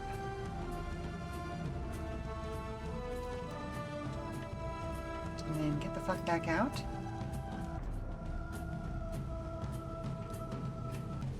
You're making this difficult.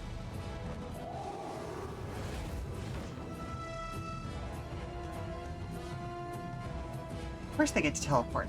That's weird. Oh, he's back up.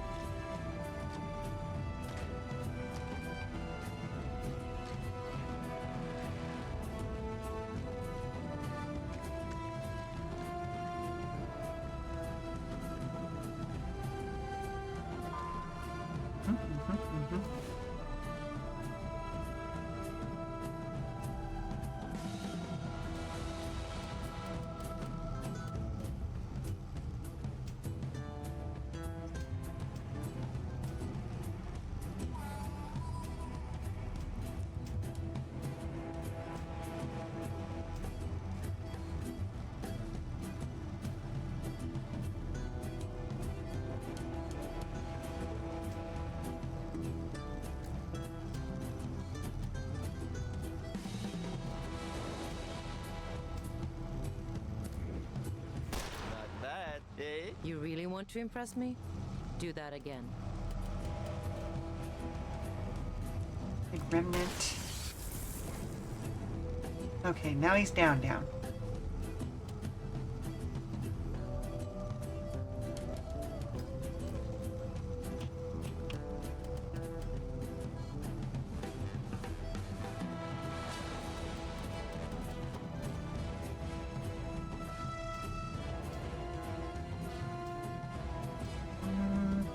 Okay, that 87% is probably the best it's going to get.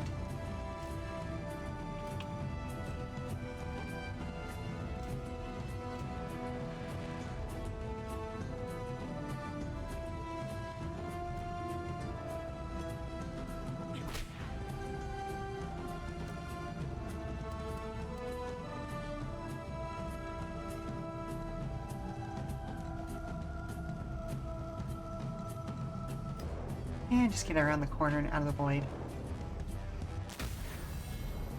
Ugh. Miss. Going somewhere? Oh, I don't like that. You think this will stop me? You okay over there? I'm going to need a... Rude.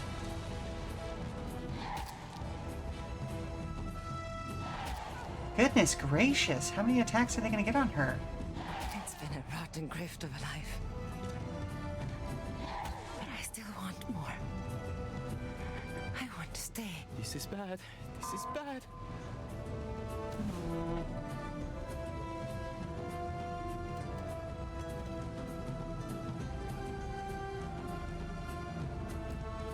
We're going to pick her up. I have nice veins. Time for some payback.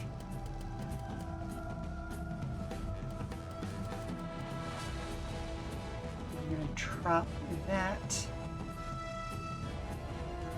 over there.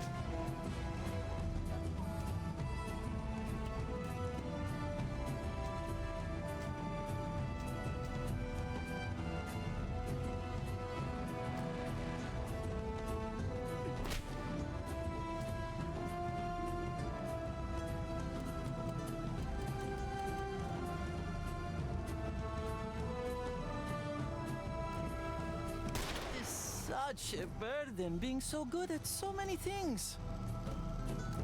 Get rid of that one for Okay, you. remove some damage. There we go. Whoop. What did that actually do? I don't know what that actually did. It's a dream. Ow. A dream. Ow. Ow. Ow again.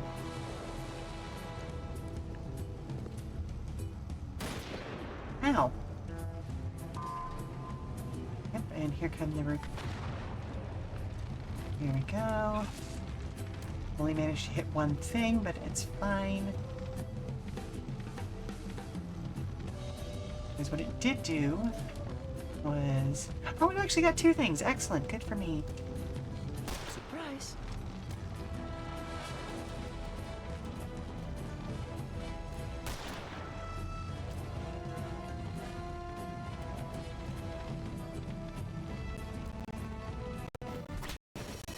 Okay, now Ingrid's back on the main line. No.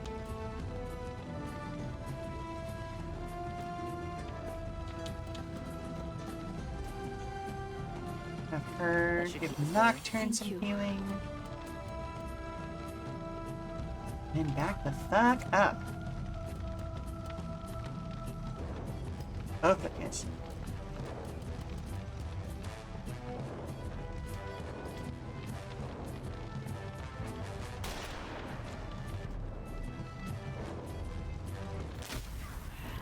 Nice. Well done.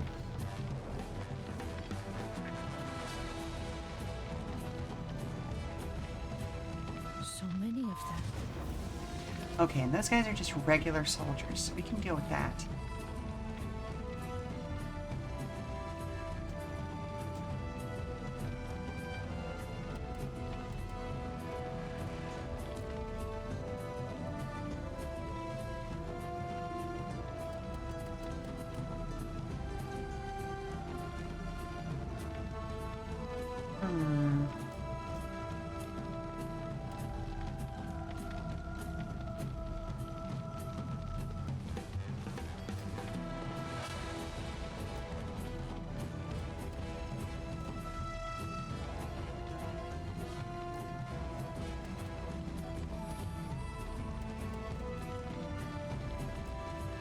Yeah, we'll do a stick and move there so we can get a punch.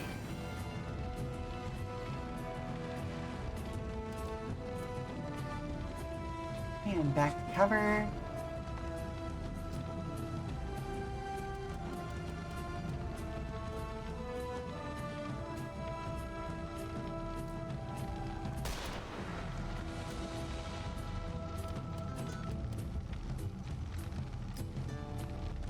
Just get into that corner. Oh, goodness gracious.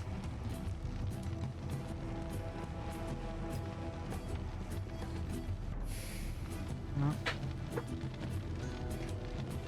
I remember this one Twitter post about a girl who was talking with this older librarian who was a trans woman. How she had passed killed a soldier, buried his body or something, and ran away, was living her life. The girl's reaction was like, can I give you help? Yeah, that sounds about right.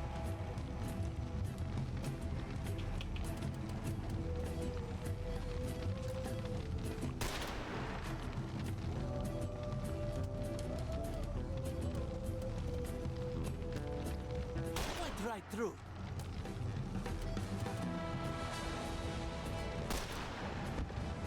Don't.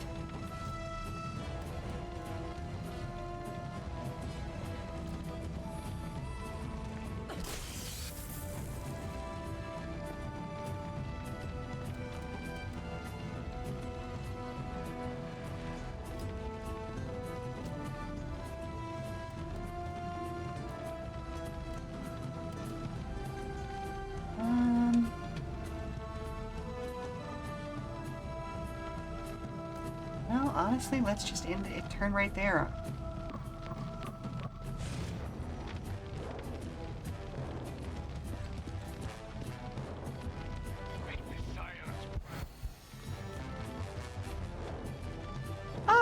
Oh, good. Oh, fantastic. Love that for me.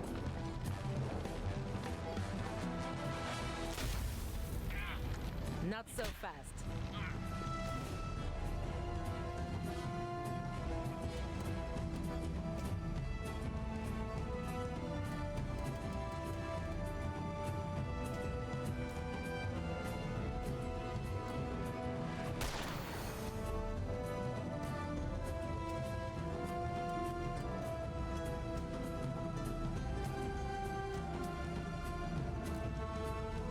This is how a master thief does it.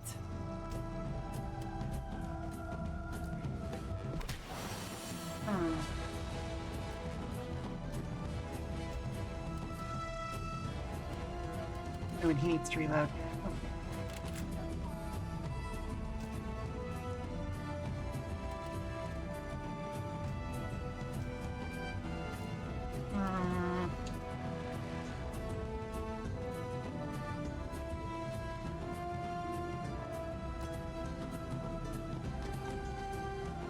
I like our odds a bit better now.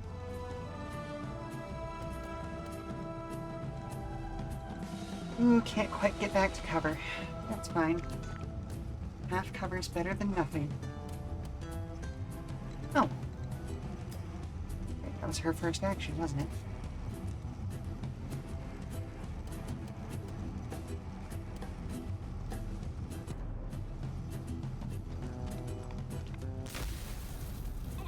I don't think so. I'm a little bit early, but I'm probably going to go ahead and take my next break here because I am... Well, I've had a lot of water today, let's say. So once this... There we go. Okay. So, I'm going to go ahead and take my next break, and then we'll be back in about 5 minutes, okay, folks? Alright.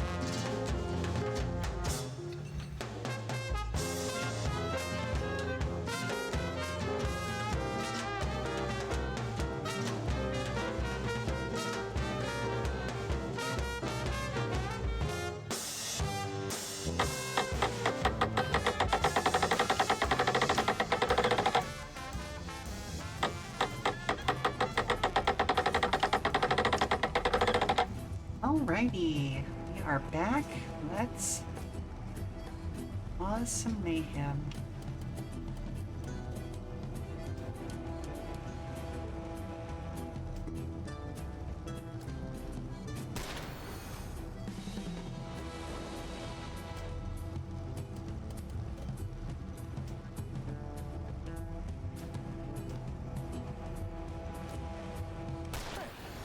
Oh, rude. I hope that's not all you've got to offer. Oh, shut up.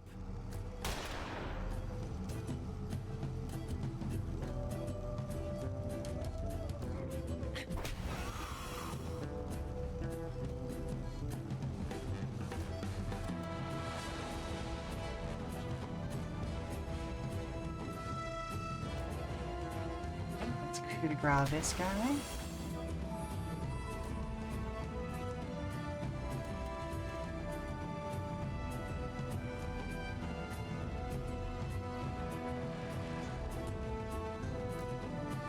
Ooh, or actually, I got 2 AP right now. Yeah, let's get her back over there.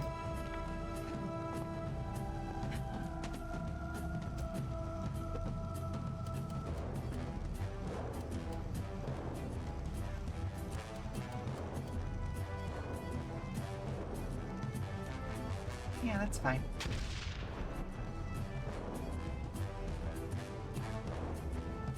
Establishing a perimeter. Oh, come on.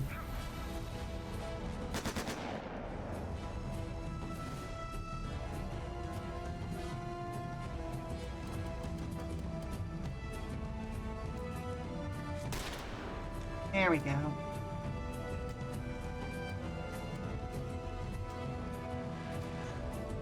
Perfect shot.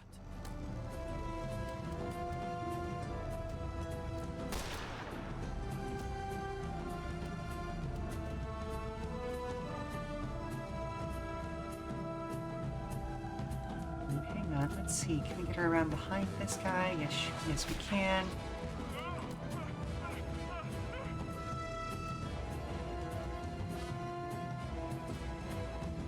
Follow after. No?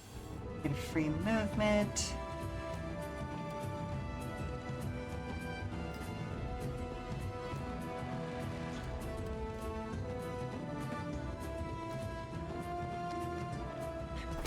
Punch him in the ass.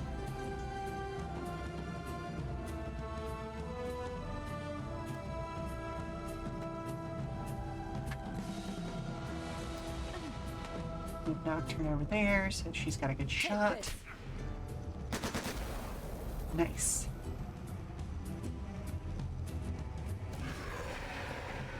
Okay. Still don't know exactly what that does. But now doesn't feel like the time to find out.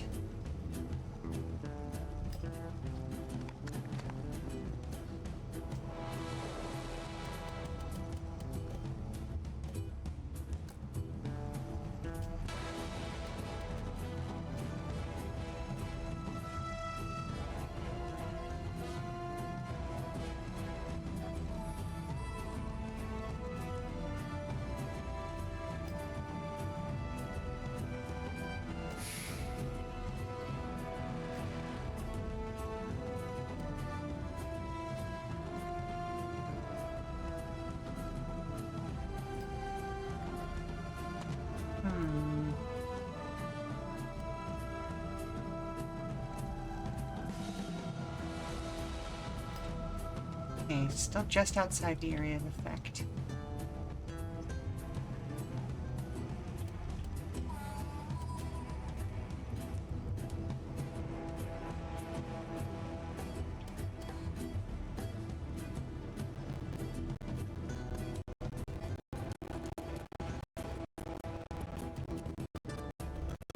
We're just gonna go ahead and use an evade there. That seems good to me.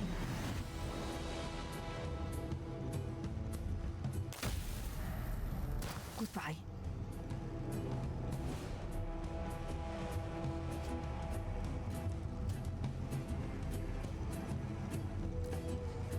Look, I'm the Gentleman Jean, not the Gentleman Gunman, because that would be a stupid name.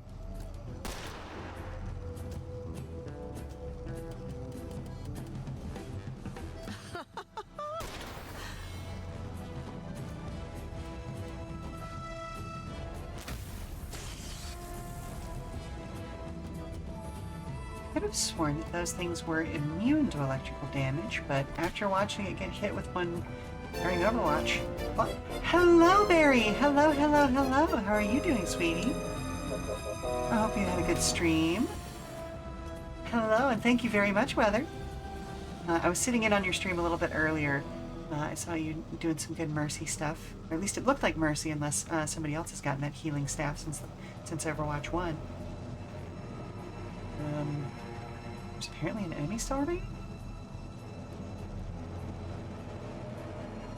Oh, it's Stupid Heart.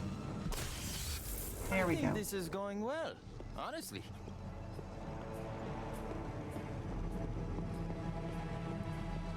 Follow me. Alright, fall in, everyone.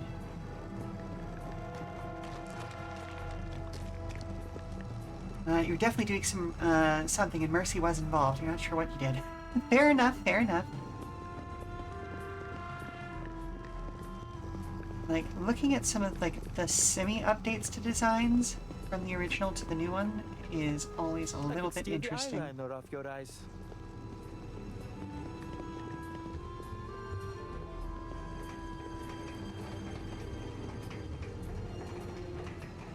Marto's logs. transmat logs, no Let's take the stolen. box and let Locke sort it out. Yep, that's a good idea. Is there really nothing else up here to... Oh, I guess not. Some of them are good. You like Widow's redesign? I actually haven't seen Widow's redesign. Oh, if you want me to hydrate, I can. I do know that the hydrate animation is a little bit busted right now.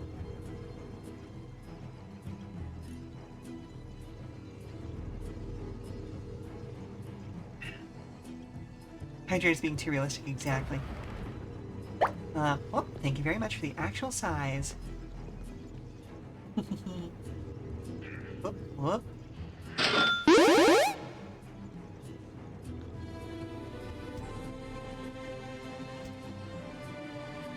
Well, they are actual size, you see.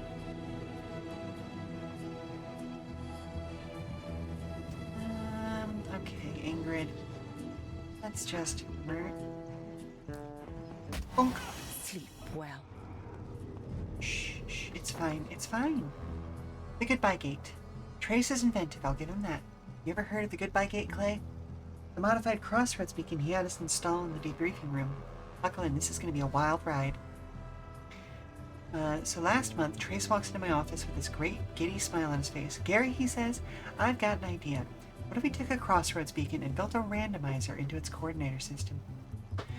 Turn it into a one-way door that to parts unknown. Could we do that? I just stood there and blinked. I mean, sure, we could do that, but why would we want to? Where's the benefit in teleporting some poor sap into some other dimension, or mountain, or the void of space? But Trace had that look on his face, sort of hungry, excited look, and when he gets that way, there's only one right answer. Of course, Mr. Martel, right away. So now we've got a one-way door to God knows where. Security Chief Slade has been putting it to work, too. A lot of workers from one of our blue-collar factories have gone through it recently. Trace has been using it, too. After hours, on personal time. Not my business, I know, and I'll do whatever I can to keep it that way. John Gary, Marteau Crossroads Development. Neat.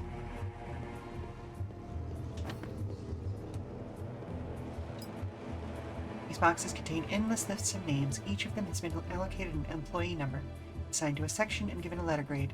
Each one of the names has been crossed out with red pen. Woof.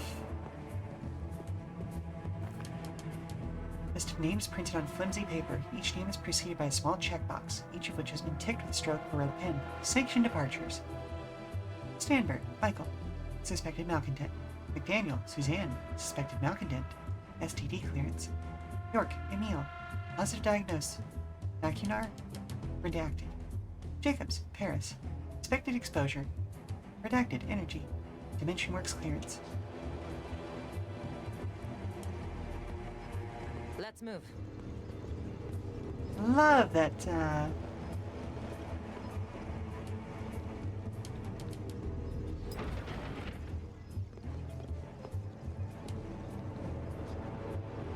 Wait here.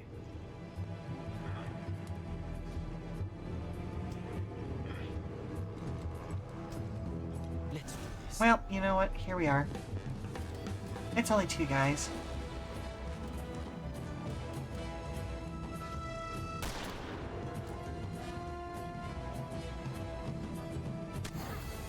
That animation always happens so oddly.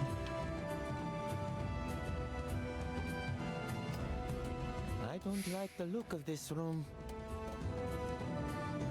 Valid. You picked the wrong side, my friend. Like a fire hose.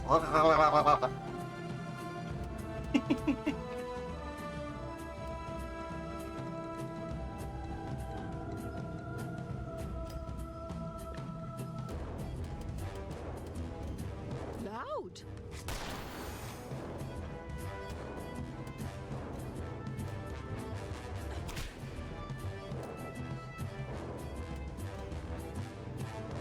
Hmm.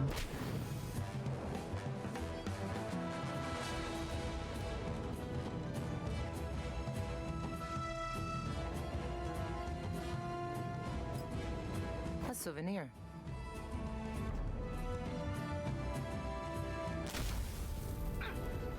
Nice. Rude.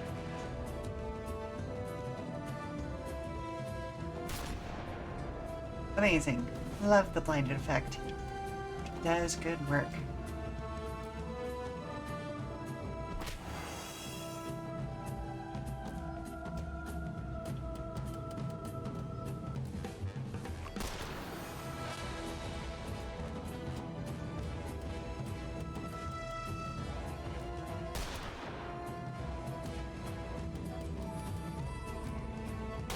Challenge! That's all I ask! There we go. Let's get it done. Hmm.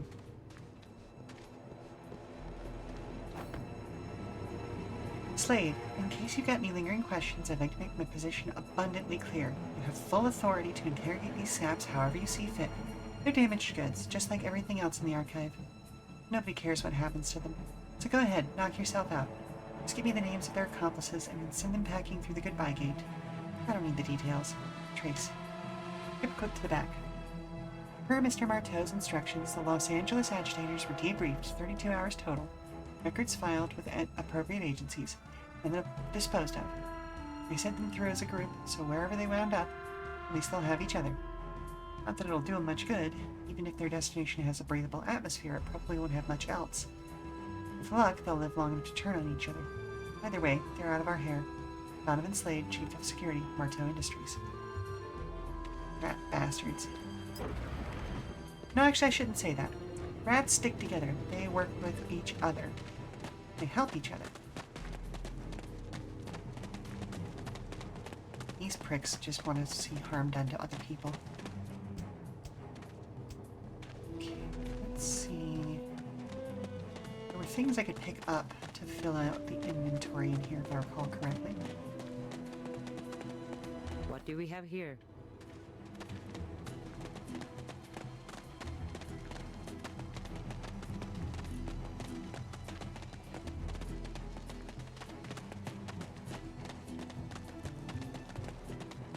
Crude but effective.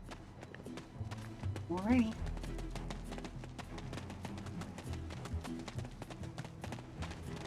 Whew. This was a long map. I just hope these logs have what Locke needs to find the Persephonite. Tip paid off. My agents infiltrated Marteau Industries' Crossroads archive and recovered boxes of transmat logs. Trace Marteau's and others stretching back to the beacon's first trial runs. Once Captain Constantaris' plane lands on the island, my work will begin, pouring through those logs to identify the places Trace Marteau visits most. I hope the Persephonite Foundry is on that list.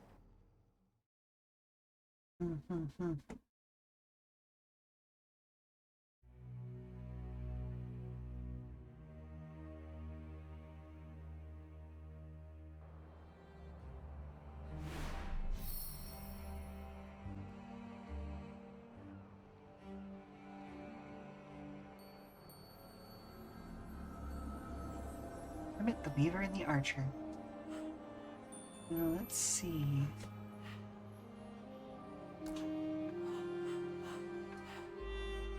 go ahead and stack that. AoE 3, one use permission, range close. Okay, so that can actually now heal multiple people. Enemies in the target area lose speed last 2 rounds. Ooh. Ooh.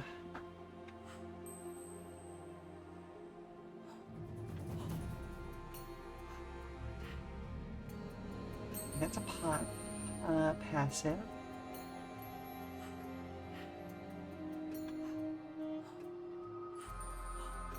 The Fallen deals damage that ignores armor, accurate, medium range.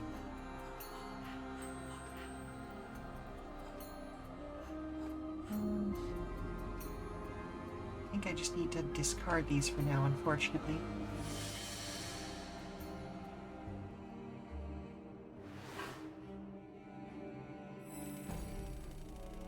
Could be the breakthrough we've been waiting for. Stolen transmat logs reveal how and where the Trace Marteau spends his time. Any luck, the coordinates to his hidden Persephonite foundry are on that list. Complete heist to the other side to steal a sample of Trace Marteau's Persephonite. Optionally, complete prep work, ghost in the machine, and preemptive exorcism to make this heist run more smoothly.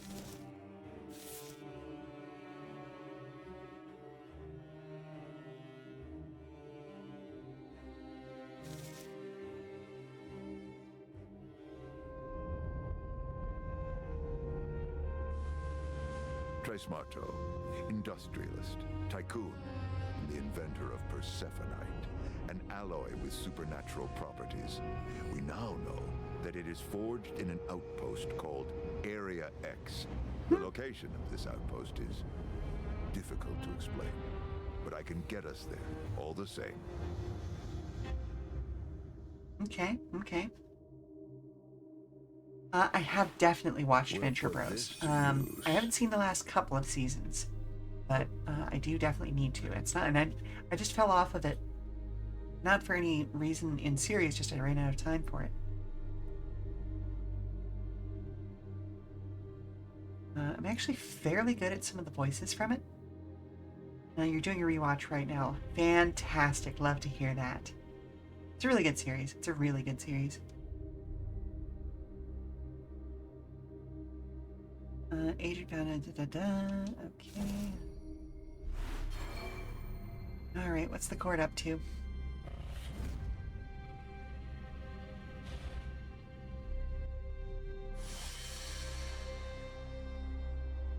Agents, listen up. The transmat logs you stole from Marteau's archives have revealed the location of his Persephonite foundry. So the all-nighter paid off, huh? Thought you were going to go blind reading punch cards by lantern light. Aha! The show legit from the beginning is dismantling Brock's whole aggressive Giga Chad man archetype for real. Yeah, absolutely it is. Absolutely it is. They knew what they were doing. Like, it has survived where a lot of other adult animated series have not, because of just the fact that it actually was an intentional parody right from the get-go. And they held on to that, you know?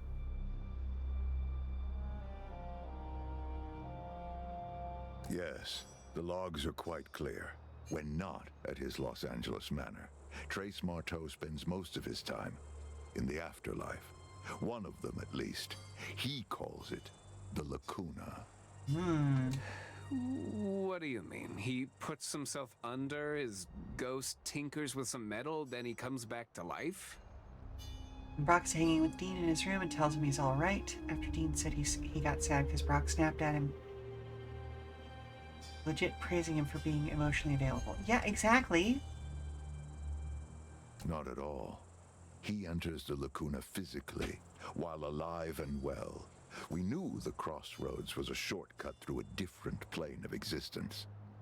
Now we know that plane is a realm of the dead. And the logs show that Marteau often enters and exits the Lacuna via the same coordinates. Not through it, but into it. Which leads me to believe that's where the Persephonite is forged. In the afterlife itself.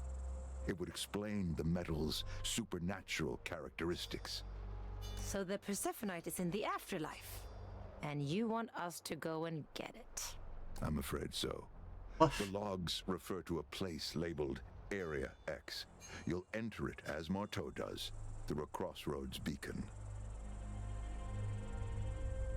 Brock struggles with himself so much and loves to see the boys not toughening up. He wants them to be capable and able to focus and do decisions, but deep down he knows being cold isn't that required. Yeah, exactly. Brock is an interesting exploration in that series of someone who knows the path to being a better person but can't quite follow it himself, and thus is trying to guide someone else, or just other people in general, on that path. You spend your whole life trying to stay alive, and now here you are walking straight into hell. The irony is not lost on me, but I can offer you this. Marteau outfitted Area X with several additional security measures. I've marked them on the map. You can choose to disable them to make the heist easier, or you can bite the bullet. I leave it to you. To be fair, Dean did legit knock down at least 2 pirates in that one episode on boat. Yep.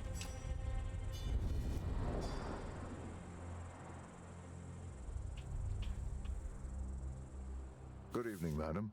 Has the undrawn hand revealed any of its secrets to you? You did agree to share your findings, in exchange for access to the cards. Fine. Here's a little bone for you. You said these cards change fate. True enough in a poetic, incorrect sort of way, but not to one who speaks the language of destiny. But the card's effects are undeniable. Undeniably so. But how should we understand this variable? As a butterfly whose wings smudge wet ink? No, no. The ink is the butterfly. In this instance. Could you say more? No, not yet. Ask me again later. Very well. Thank you, madam. Senorita Rodriguez, you are not cut from the same cloth as the others in this group. What do you mean, Mr. Locke? Well, you would have made a fine lamplighter even back in the times of yore. Unlike most of the others, you are not selfish, loutish, or low of character. Dang, Locke! Mr. Locke, every person here has risked their life to save an uncaring world from a horrible fate. And they have done it, knowing they wouldn't have been let in the servants' door of the old Lamplighters League. I meant no offense. These are my people, Mr. Locke. And if I don't fit in yet, then I shall work harder at being selfish, loutish, and low.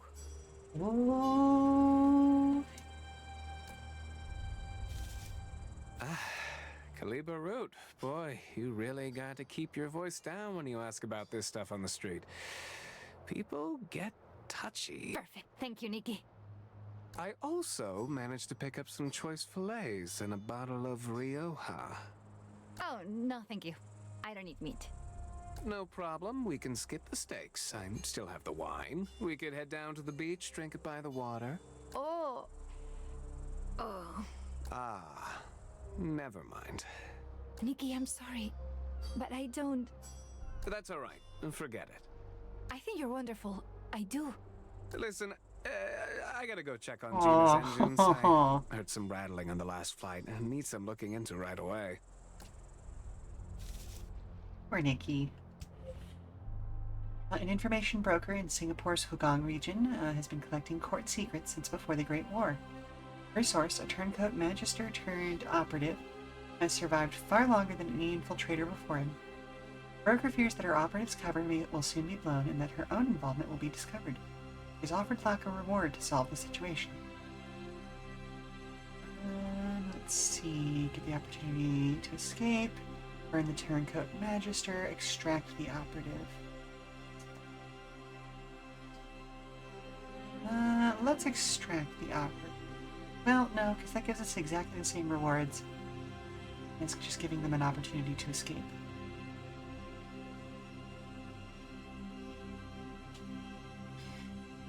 For a fistful of Straits dollars, local ruffians agreed to ignite bang snaps outside the turncoat magister's outpost. Alarms blare, thrusting the court facility into a state of high alert. In the chaos, the operative abandons his post, quietly slipping into the night's velvet embrace. In his safe return, the information broker sends Locke an envelope containing prized selections from her library of court intel. Neat. Okay, let's take a look. Alright, I think I'm going to leave her as is for now. This gives me a good opportunity to actually bring Isaac out on a mission. Plus 15 armor under the effects of smoke. Neat.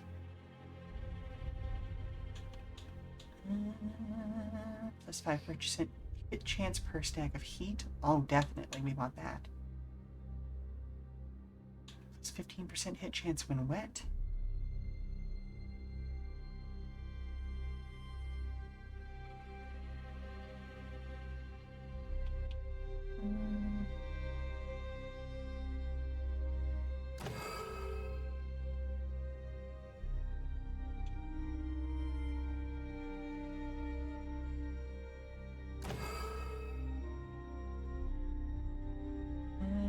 Let's see. Okay, he's at 9 now.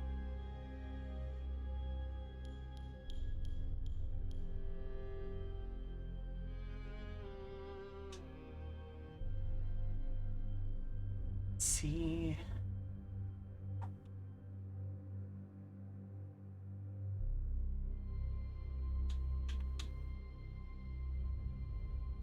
It's incredibly situational. But that's a pretty strong ability that we can upgrade.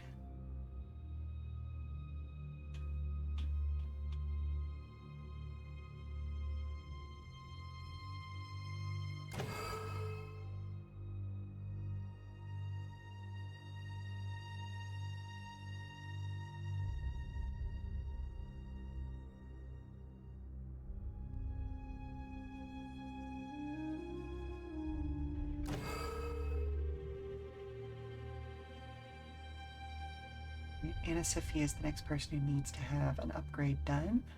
Let's make something spectacular, my friend. Still have no way of upgrading on any of that. Let's make a deal.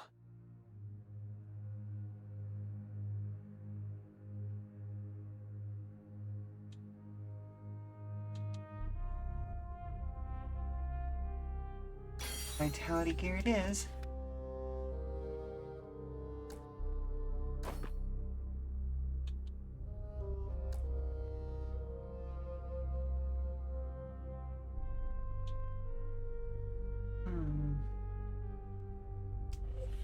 Alright, let's see what we can do here.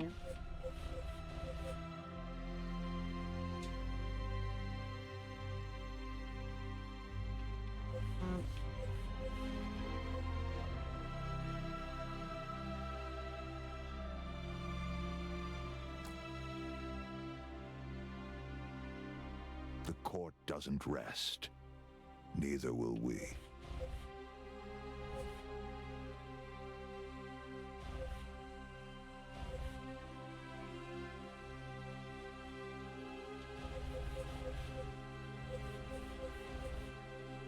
Oh, what in the world is that?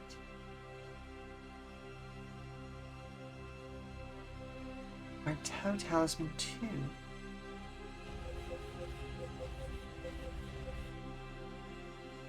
Versus Marteau Regalia. Okay, we're gonna go with this one because I like upgrades to armor. Honestly, I love that wrestler Sid Vicious for complaining about Brock in the pilot episode. We might have had a very much different character. Interesting. A Swedish, quarter Polish, quarter Winnebago. Amazing.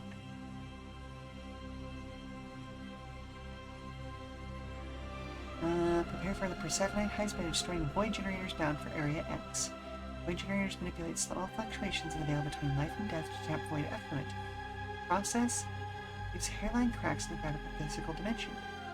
Our perk missions are optional. Yes, but we're going to still do one. So we're going to switch her out, even though she is very useful generally. Because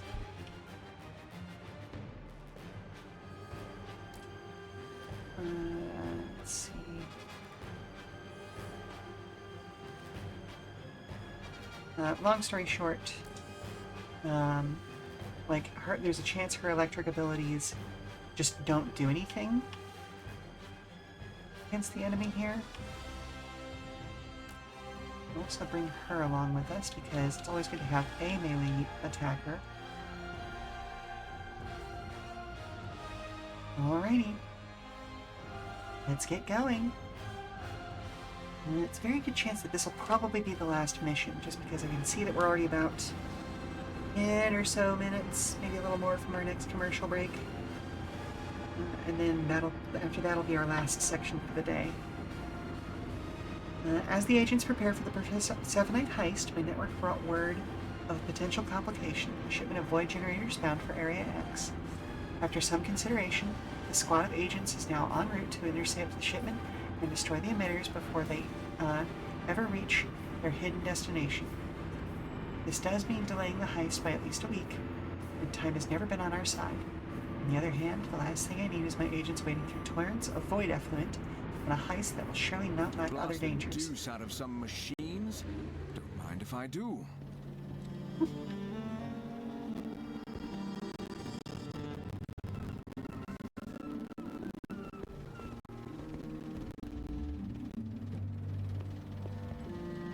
Await me.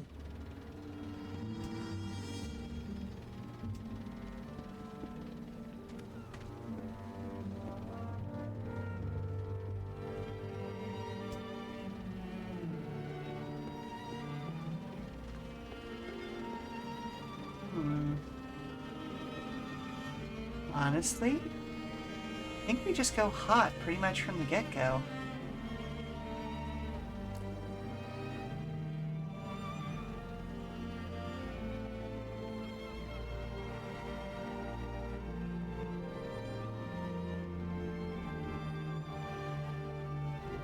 This always works.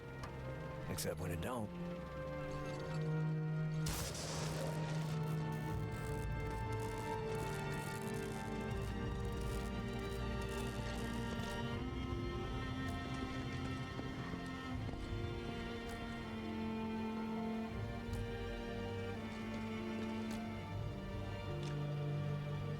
See if we can cause a little trouble.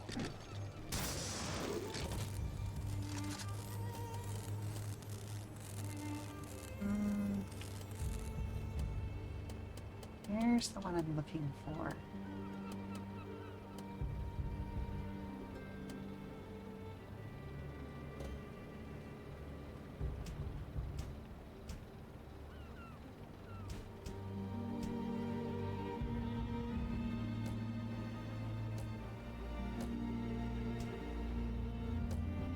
Light 'em up!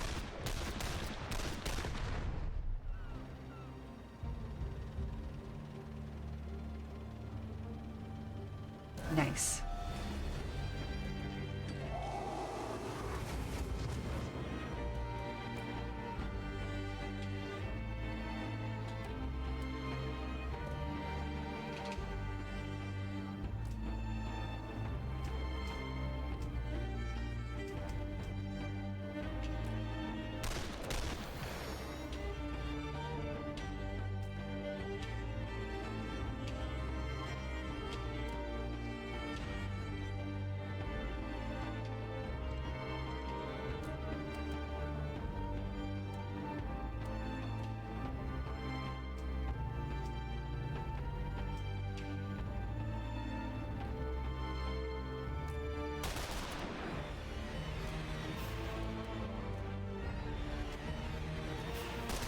Got to feed the worms.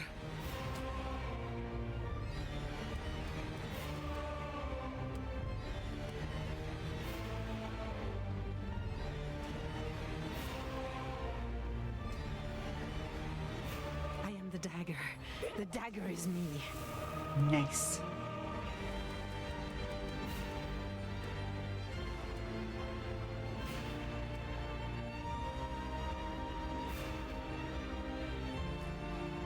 Mars is bright tonight. Get him off balance.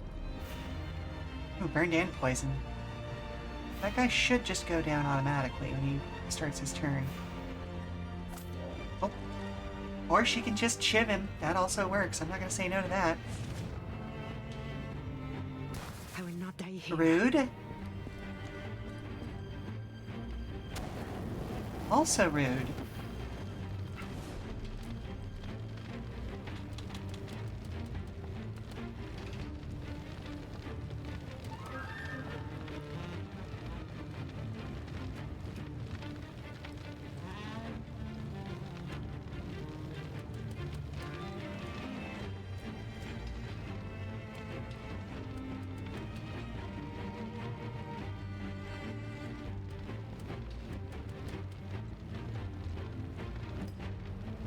There.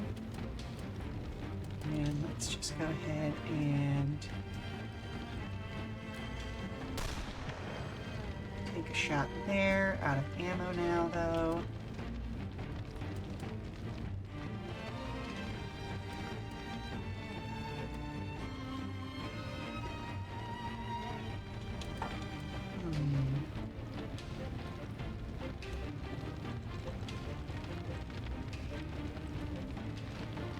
Run, you bastard! Ooh, neat.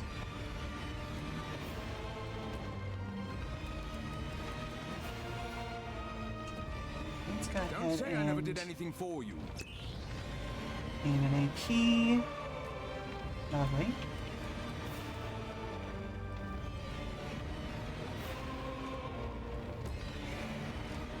Clear heat.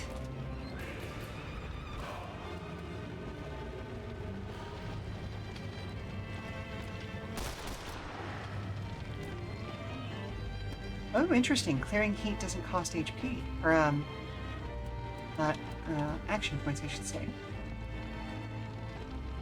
Can I get both of them? No. That one stung, didn't it?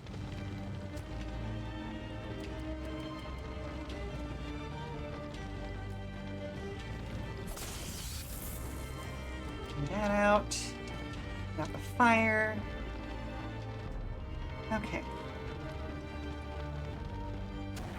Rude. Double rude.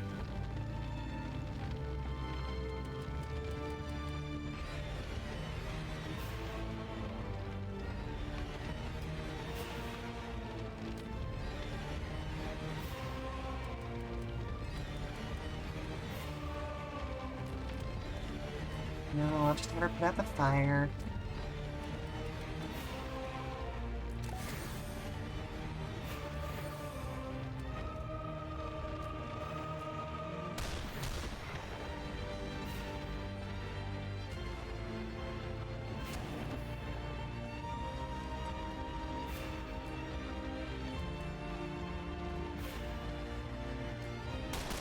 If I have to do this on my own, I will. Well struck.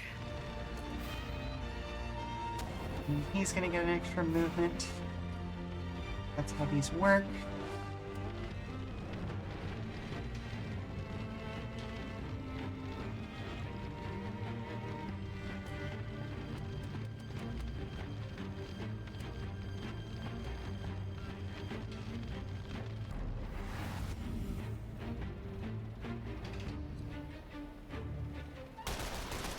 There you are. A little pain's good for the soul.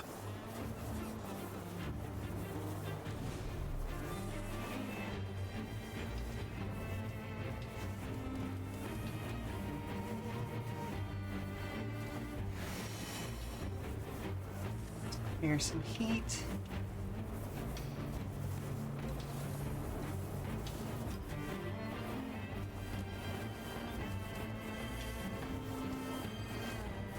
Take that! Lucky shot.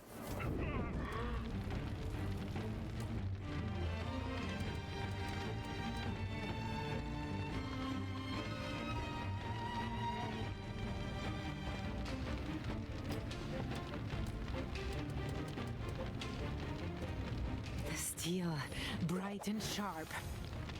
Ah, rude.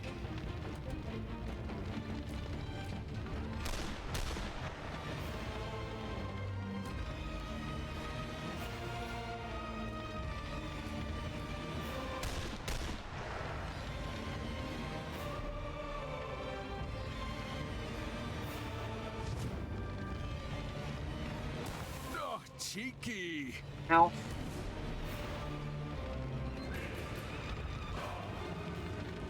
Give my regards to the ferryman.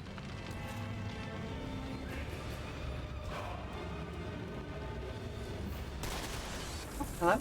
That was the best the court can No? muster. Nobody? Okay. Thought I heard a knock on the door.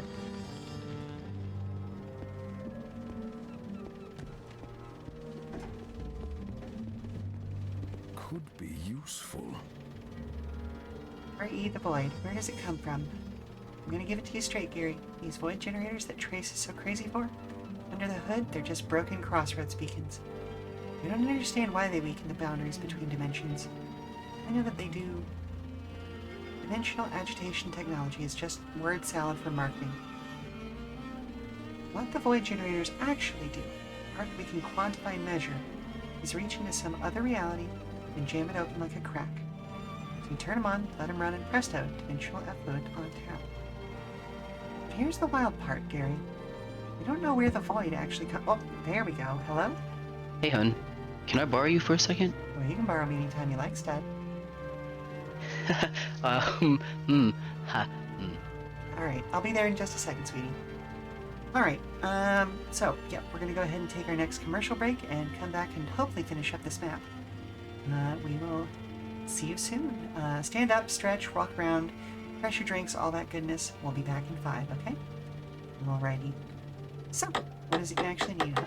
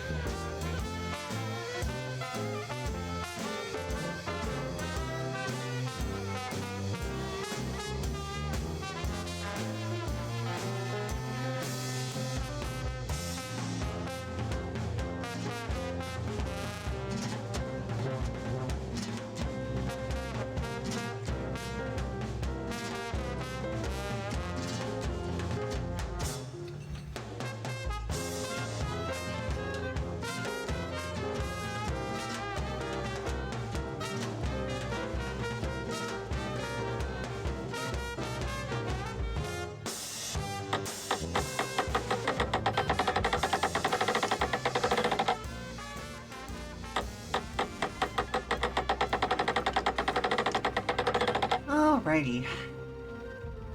We are back.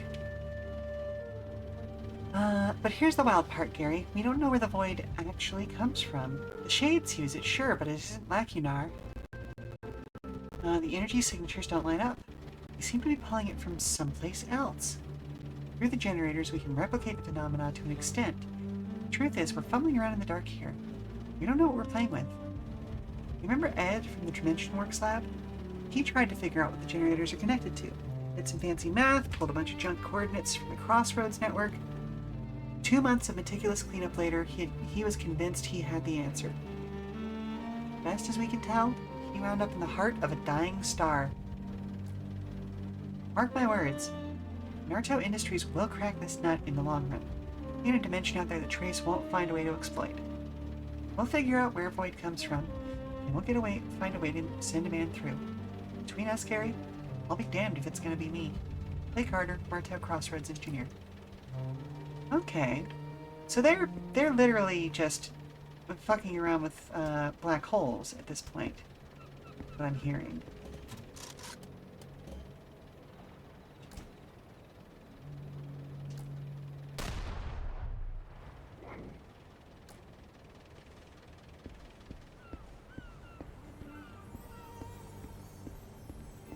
Let's make tracks.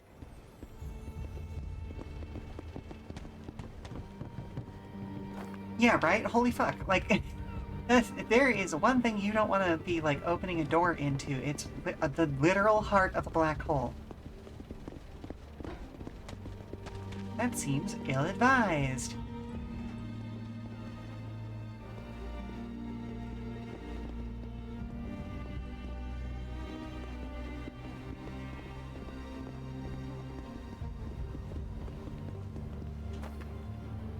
Set of chalked tramp symbols communicates to any itinerants that can read them. No work, move on fast. Pasted above them is a pamphlet with court insignia advertising work for the desperate. Yeah, that sounds about right.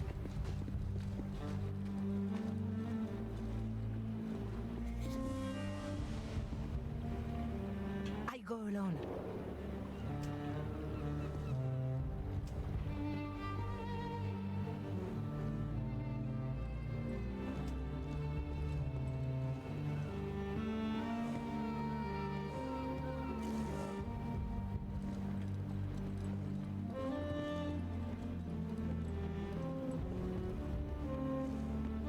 Guys, let's back up a little bit.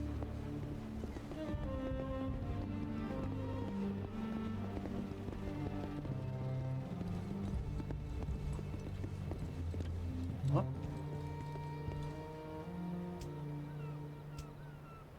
Back off.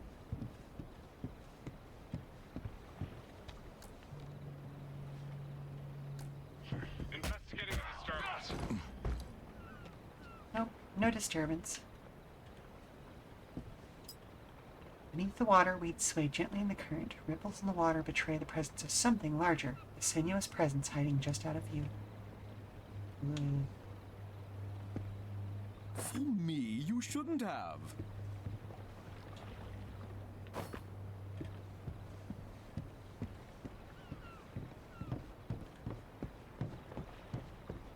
Move.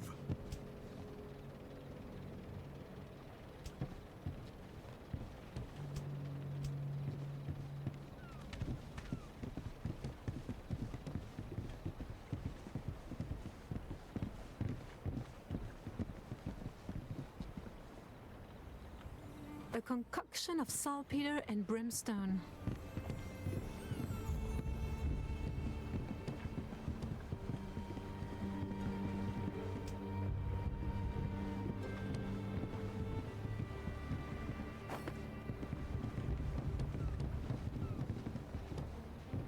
Let me hold on to this.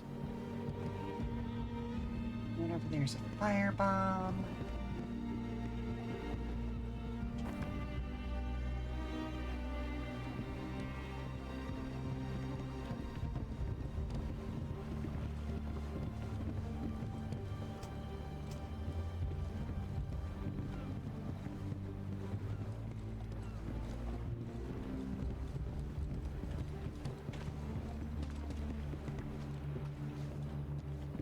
Smoke bomb.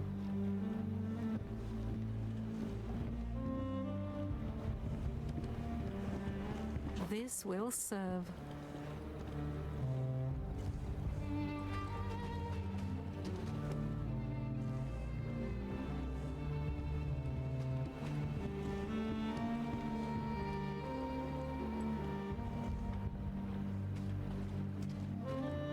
Need a second.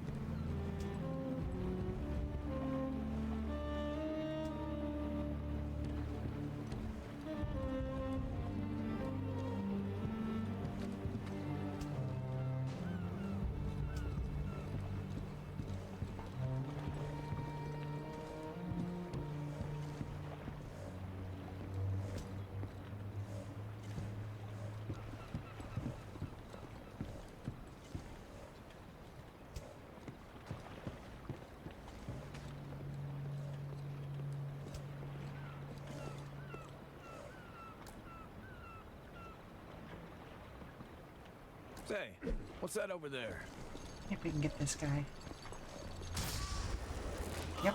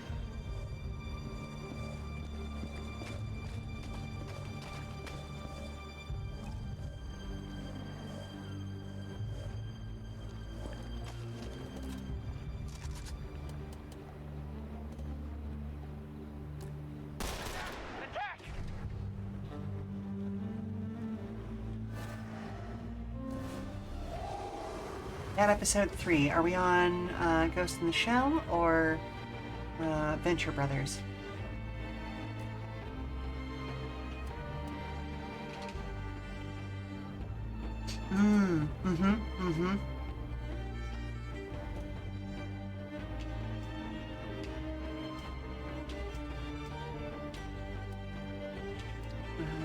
Let's cannonade.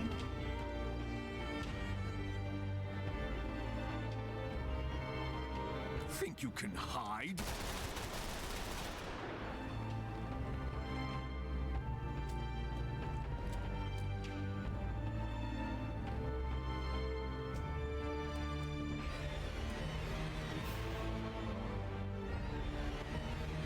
Sorry, I don't really want to be in love with you. Here you go, girl. Tell that creep off.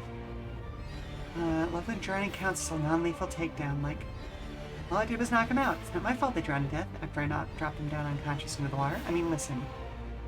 Yeah, Osiris, we can add that to what we do. Like, just because I've been staying up later after Toku Tuesdays, so like we can start watching that as well then.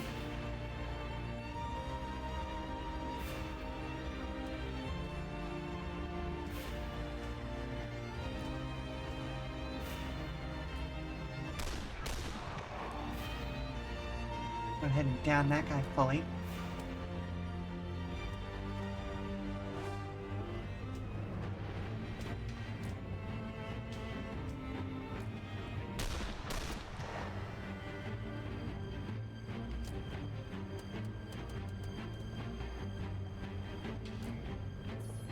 Yeet.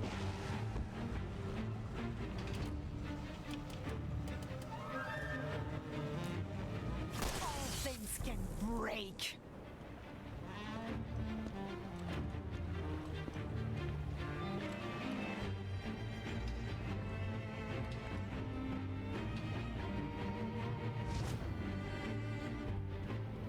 I do Ow. like a bit of trouble.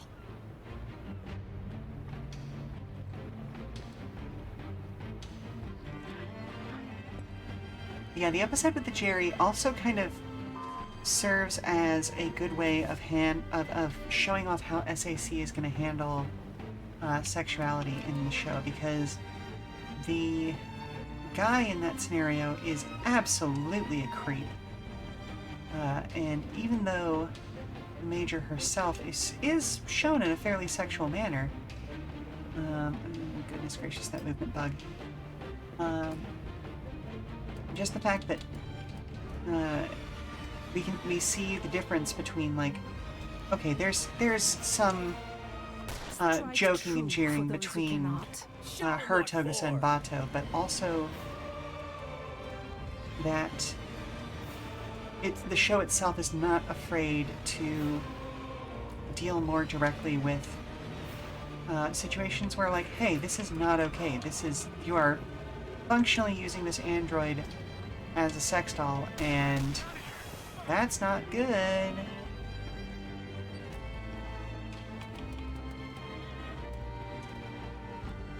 Ooh, I can't coup de grace him. Right, we'll just reload.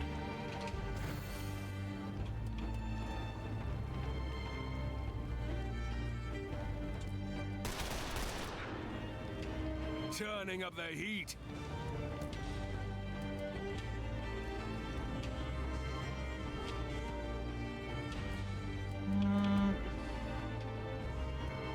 Clearing the pipes.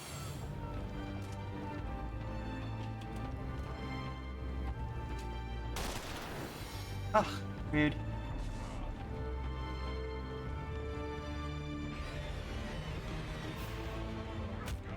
Now you miss Lower Olympus because that's a webtoon that was tackling some serious topics in a very respectful manner. Hey, fair enough.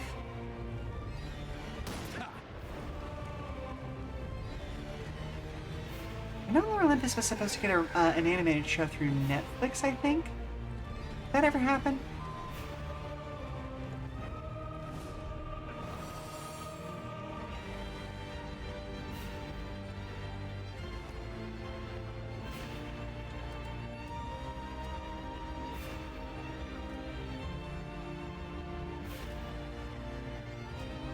Let's see. Okay, both of them are just outside the area of effect, so no worries there.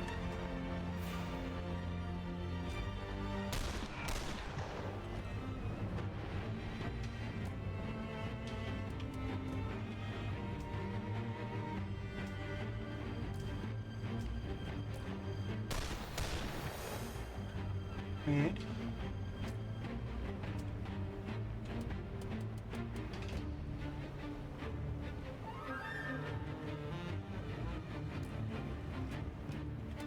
Behold. All right then.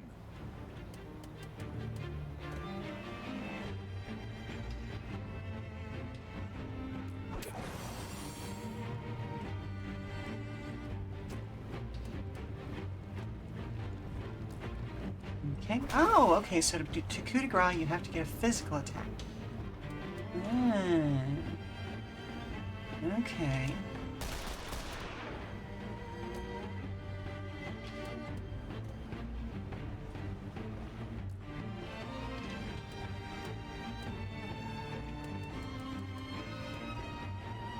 Yeah, let's go ahead and pop the extra AP.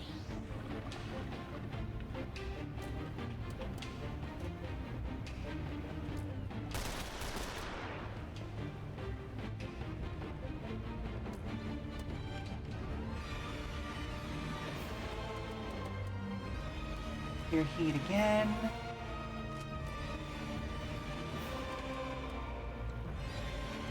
And get to right there. Oof. She was just outside that.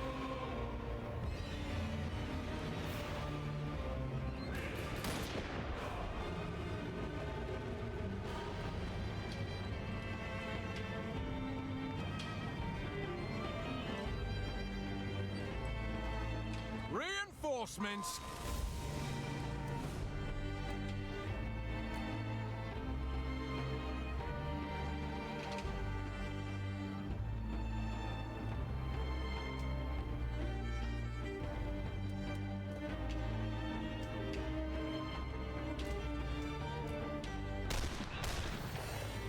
Nice.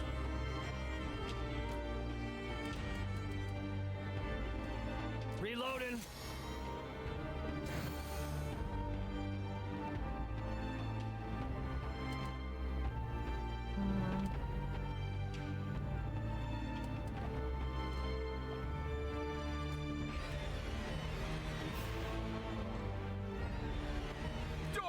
face! Wow, complete and total miss.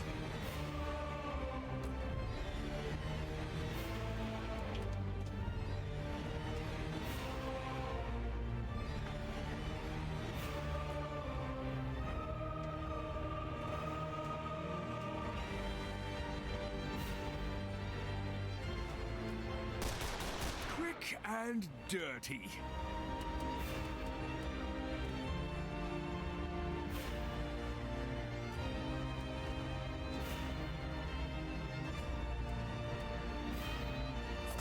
Well, let's just stab him to death, I guess.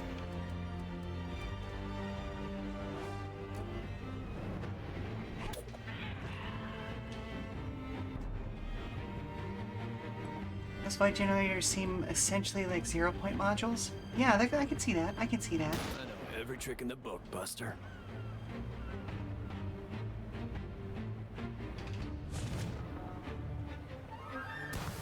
Rolled the dice on that one. It's almost more like they are sort of like just they can't grasp a specific target, but they're just opening a portal to somewhere. You know?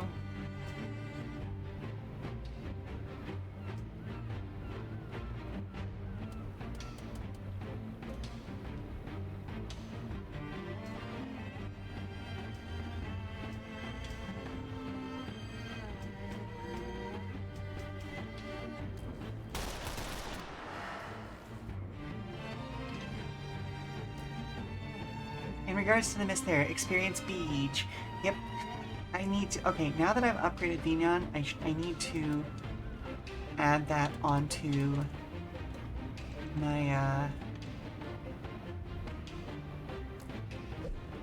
my rotation of things that you can do here.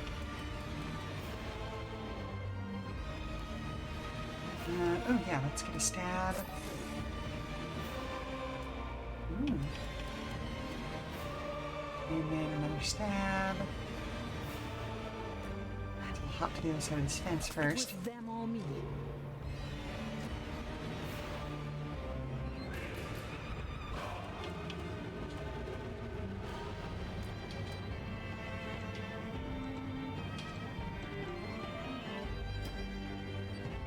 Get around to there.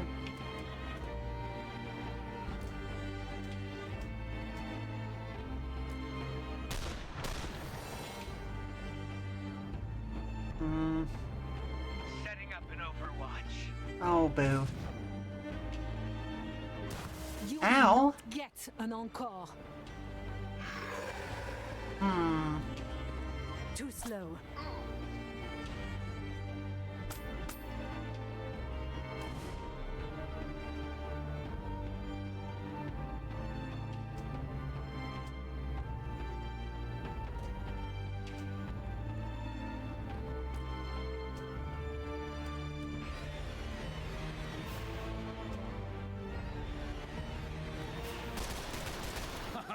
Did you see that? Now we're cooking. Okay, so we're gonna vent Need heat to vent. and hopefully get the fuck out. There we go. Okay.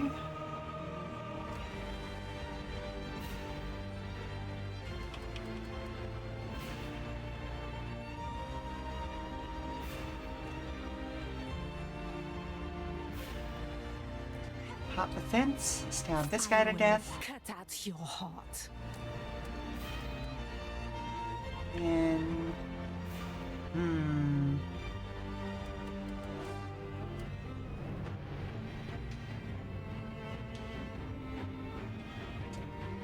Let the cards fall as they Ugh, may. stress.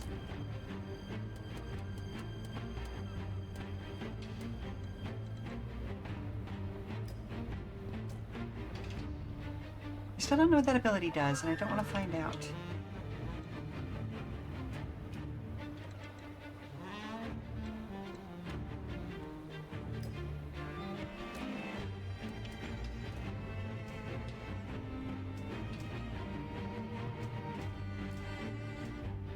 Let's see if we can take out that sniper. Nope. Okay.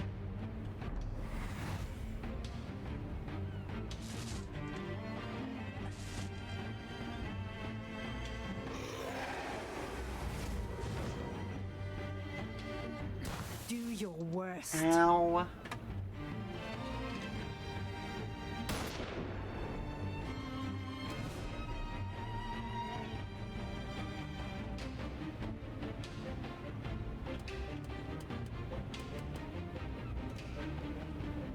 The hour has not yet come.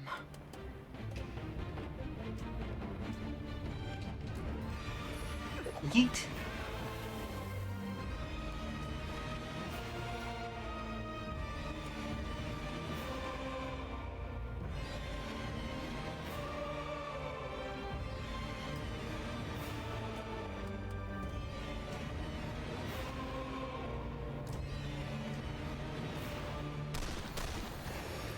Oh, goodness gracious.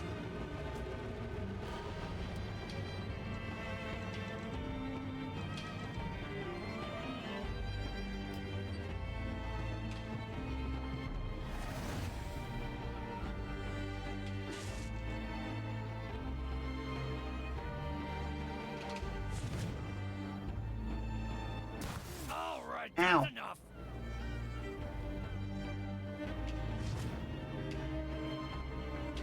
Getting set Ow. up here.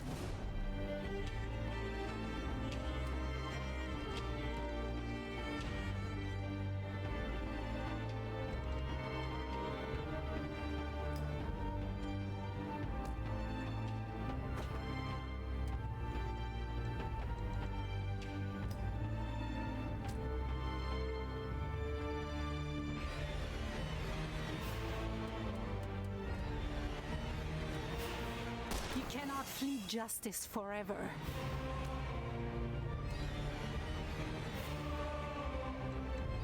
Goodness gracious.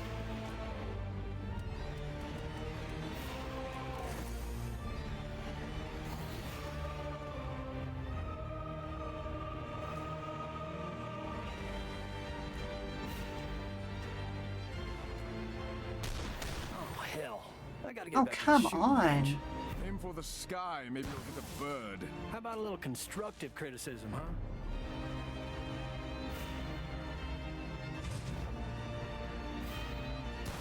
Ow. That one hurt. Back up, Sawyer. Whose idea was it to bring this guy again? I guess it was technically mine. So you live a little longer. Come on now, try again. Do not concern yourself.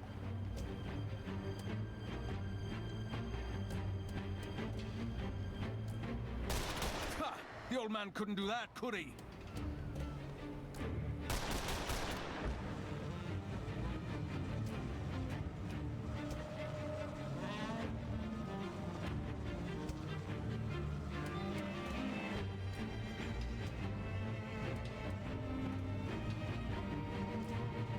Back.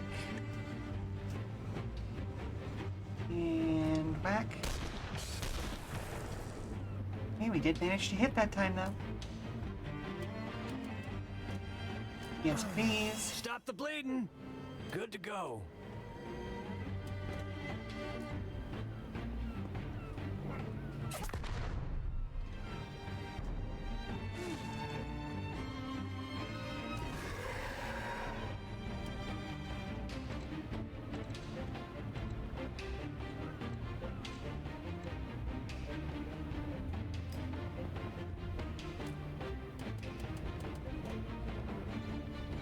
As the soul rots, so do the flesh. Didn't know you could poison ghosts, but apparently you can.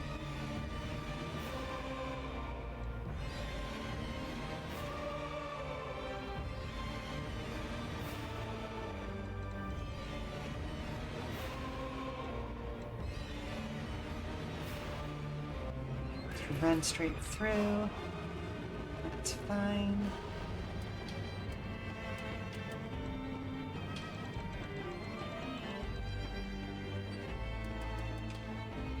Let's go ahead and Blowing vent off the a little heat, though. steam.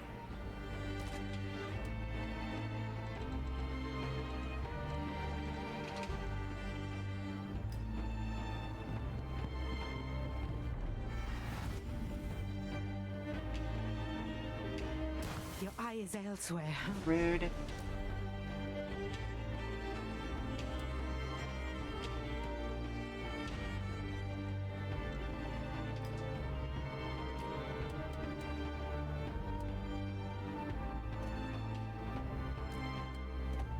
Let's flush him out.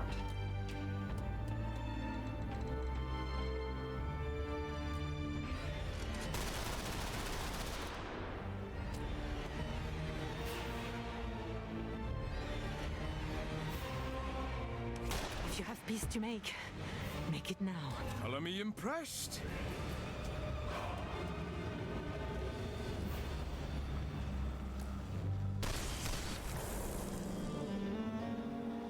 Alright. Good. Whew. Improves our position. That was rough, but we got there in the end.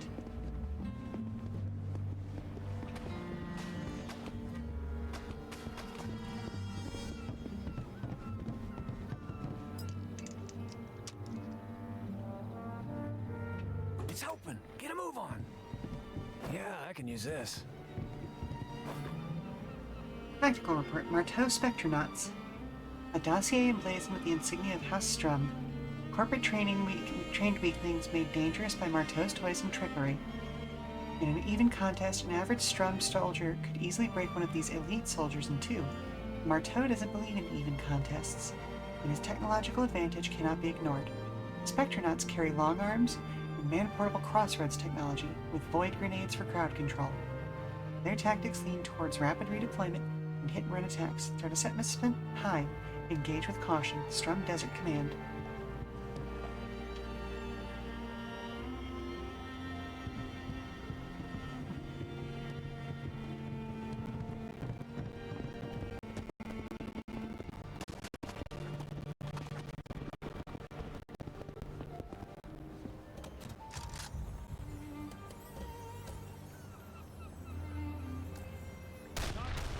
That's that. Time to leave.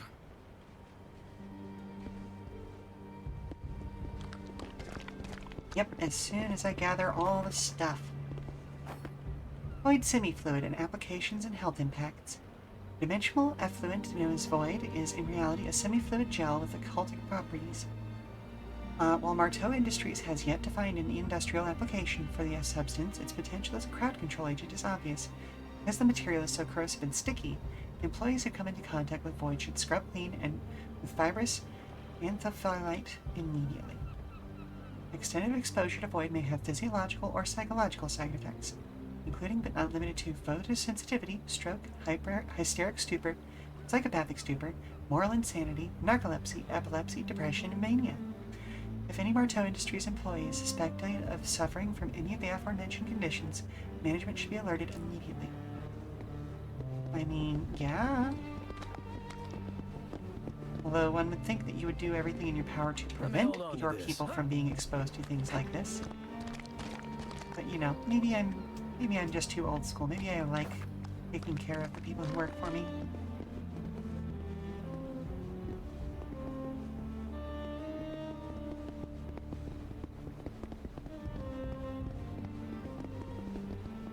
Anything interesting down there? Nope. Okay. Well, I suppose that we are out then.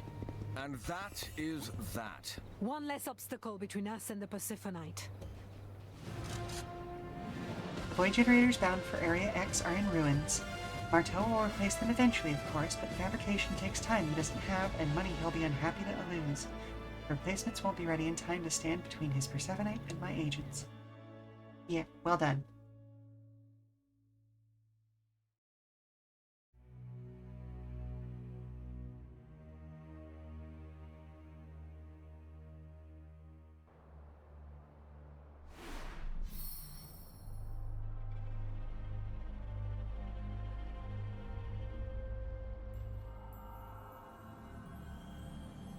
Manticore, the Monument, and the Revelation.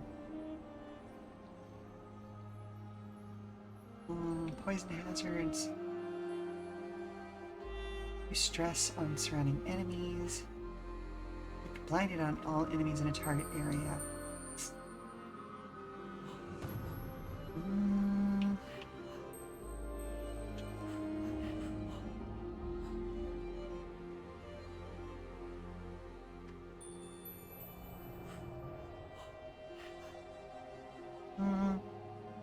think I'm just gonna discard this hand, honestly.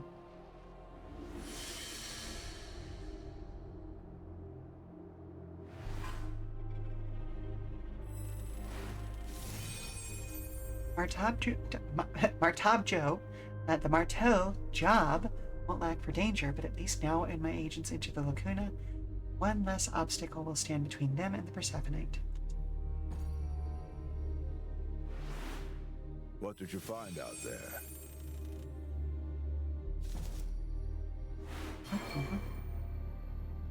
Look at court activity. Oh, Strum has finally reached his first milestone. Slowly, insidiously, Lord Strum's influence begins to spread. Violent gangs and militia organizations embrace Strum's message, idolizing his strongman persona. Strum's obelisks thrum with the Red Sulphur's curse, growing stronger with every new follower. Scourges are replaced with reavers. Ugh. A new day has dawned. By right of conquest, I, Wolframstrom, declare myself Emperor of this fallen world. Let our enemies kneel before us, their spirits crushed, their necks extended to be trampled forever by superior men. The old ways are gone now. I consign them to dust.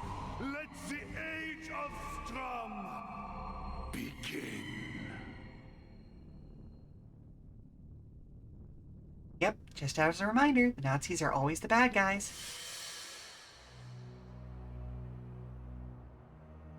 Two areas have been taken by Strum. Good work. Without those void generators, Marteau's Persephonite will be a little less defended. That dream you had, I had it too. A vision of Wolfram Strum, of what he'll do to the world when he reaches the tower. A vision of doom. Much like the one that haunted my mistress. Red. Everything red. Fire. Blood. Sharp and glowing crystals. Nothing I haven't seen before, mind you. Just everywhere. And 1,000 times worse. That smug son of a bitch. I've never met a greater coward. We all saw it. A vision of tyranny and despair.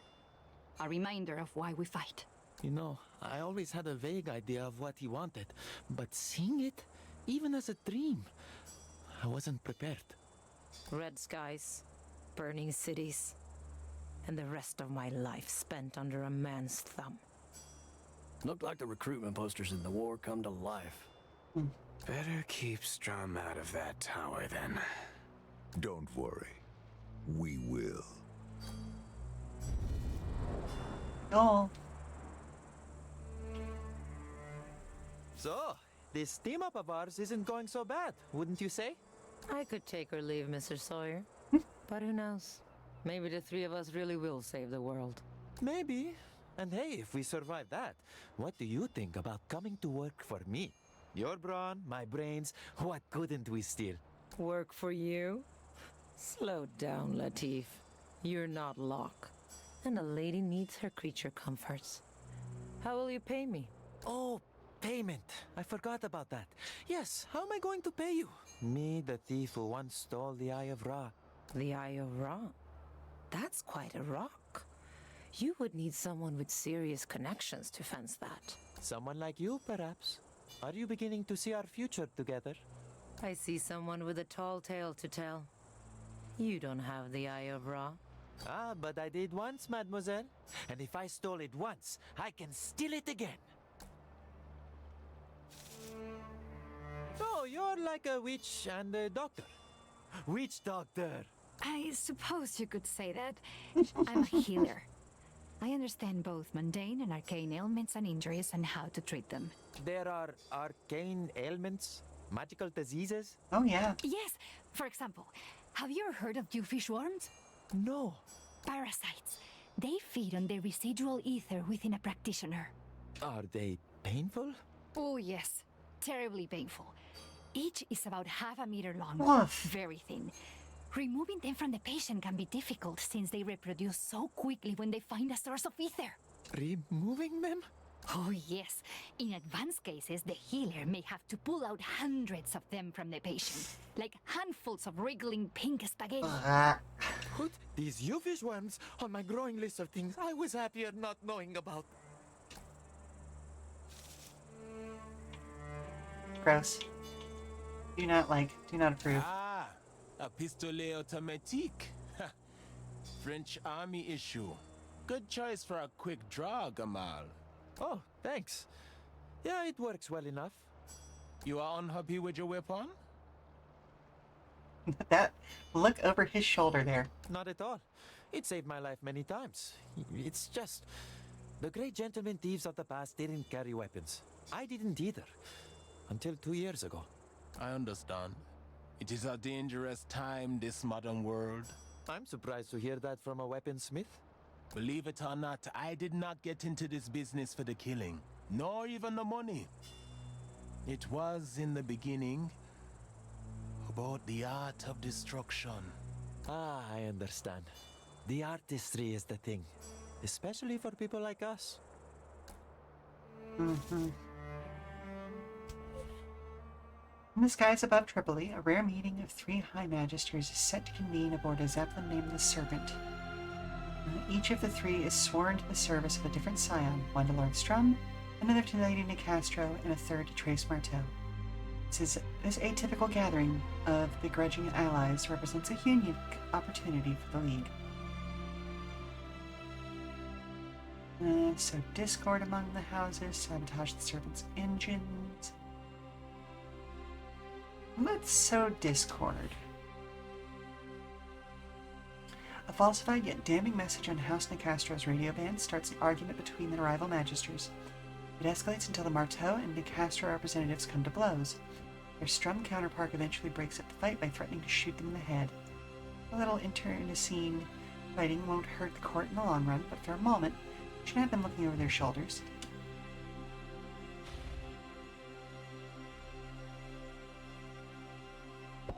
Okay, so let's go ahead and save here, because otherwise I'm going to have to subject y'all to another ad, and I don't really want to do that. We've made a lot of great progress today.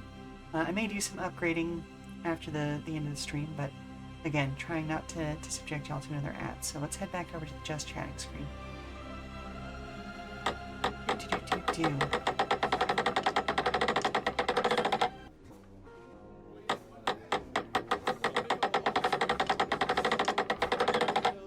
So, yeah, we got a lot done. We finished off that mission to recruit Isaac.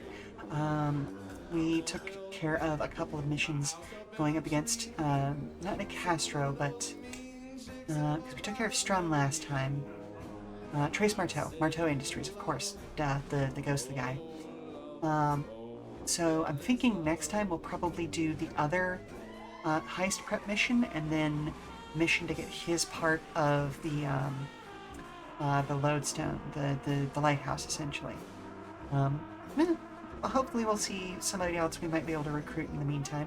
I know that there's another ally that we haven't gotten yet, who deals with healing supplies, I believe. I hope we didn't completely lose the opportunity for her, but we'll see what we see, you know? Thank you very much for the coin toss. In any case, thank you very much for stopping by, weary travelers. I hope you've enjoyed today's Lamplighters League stream. I will be back Friday, April 25th, for more Final Fantasy XIV's main story quest. At least I think so. There is one thing that might be happening that day, but we're still trying to figure out the exact scheduling for stuff that weekend, so I'll keep you all aware. Next Friday may or may not happen, we'll see.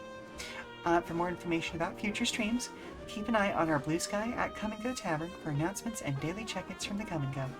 I've been your hostess, Sheela Orthalis, and if you need to prop your feet up for a little while longer, we've got some more entertainment coming up soon via a raid.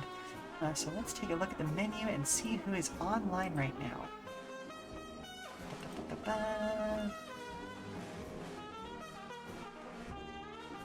Let's see. Oh, TPR is still working through their like extended charity stream, I believe. So let's take a look. See what's going on over there. Yeah. Oh, it's an affiliate anniversary. Excuse me. Yeah, let's set up a raid and go see them. Alrighty.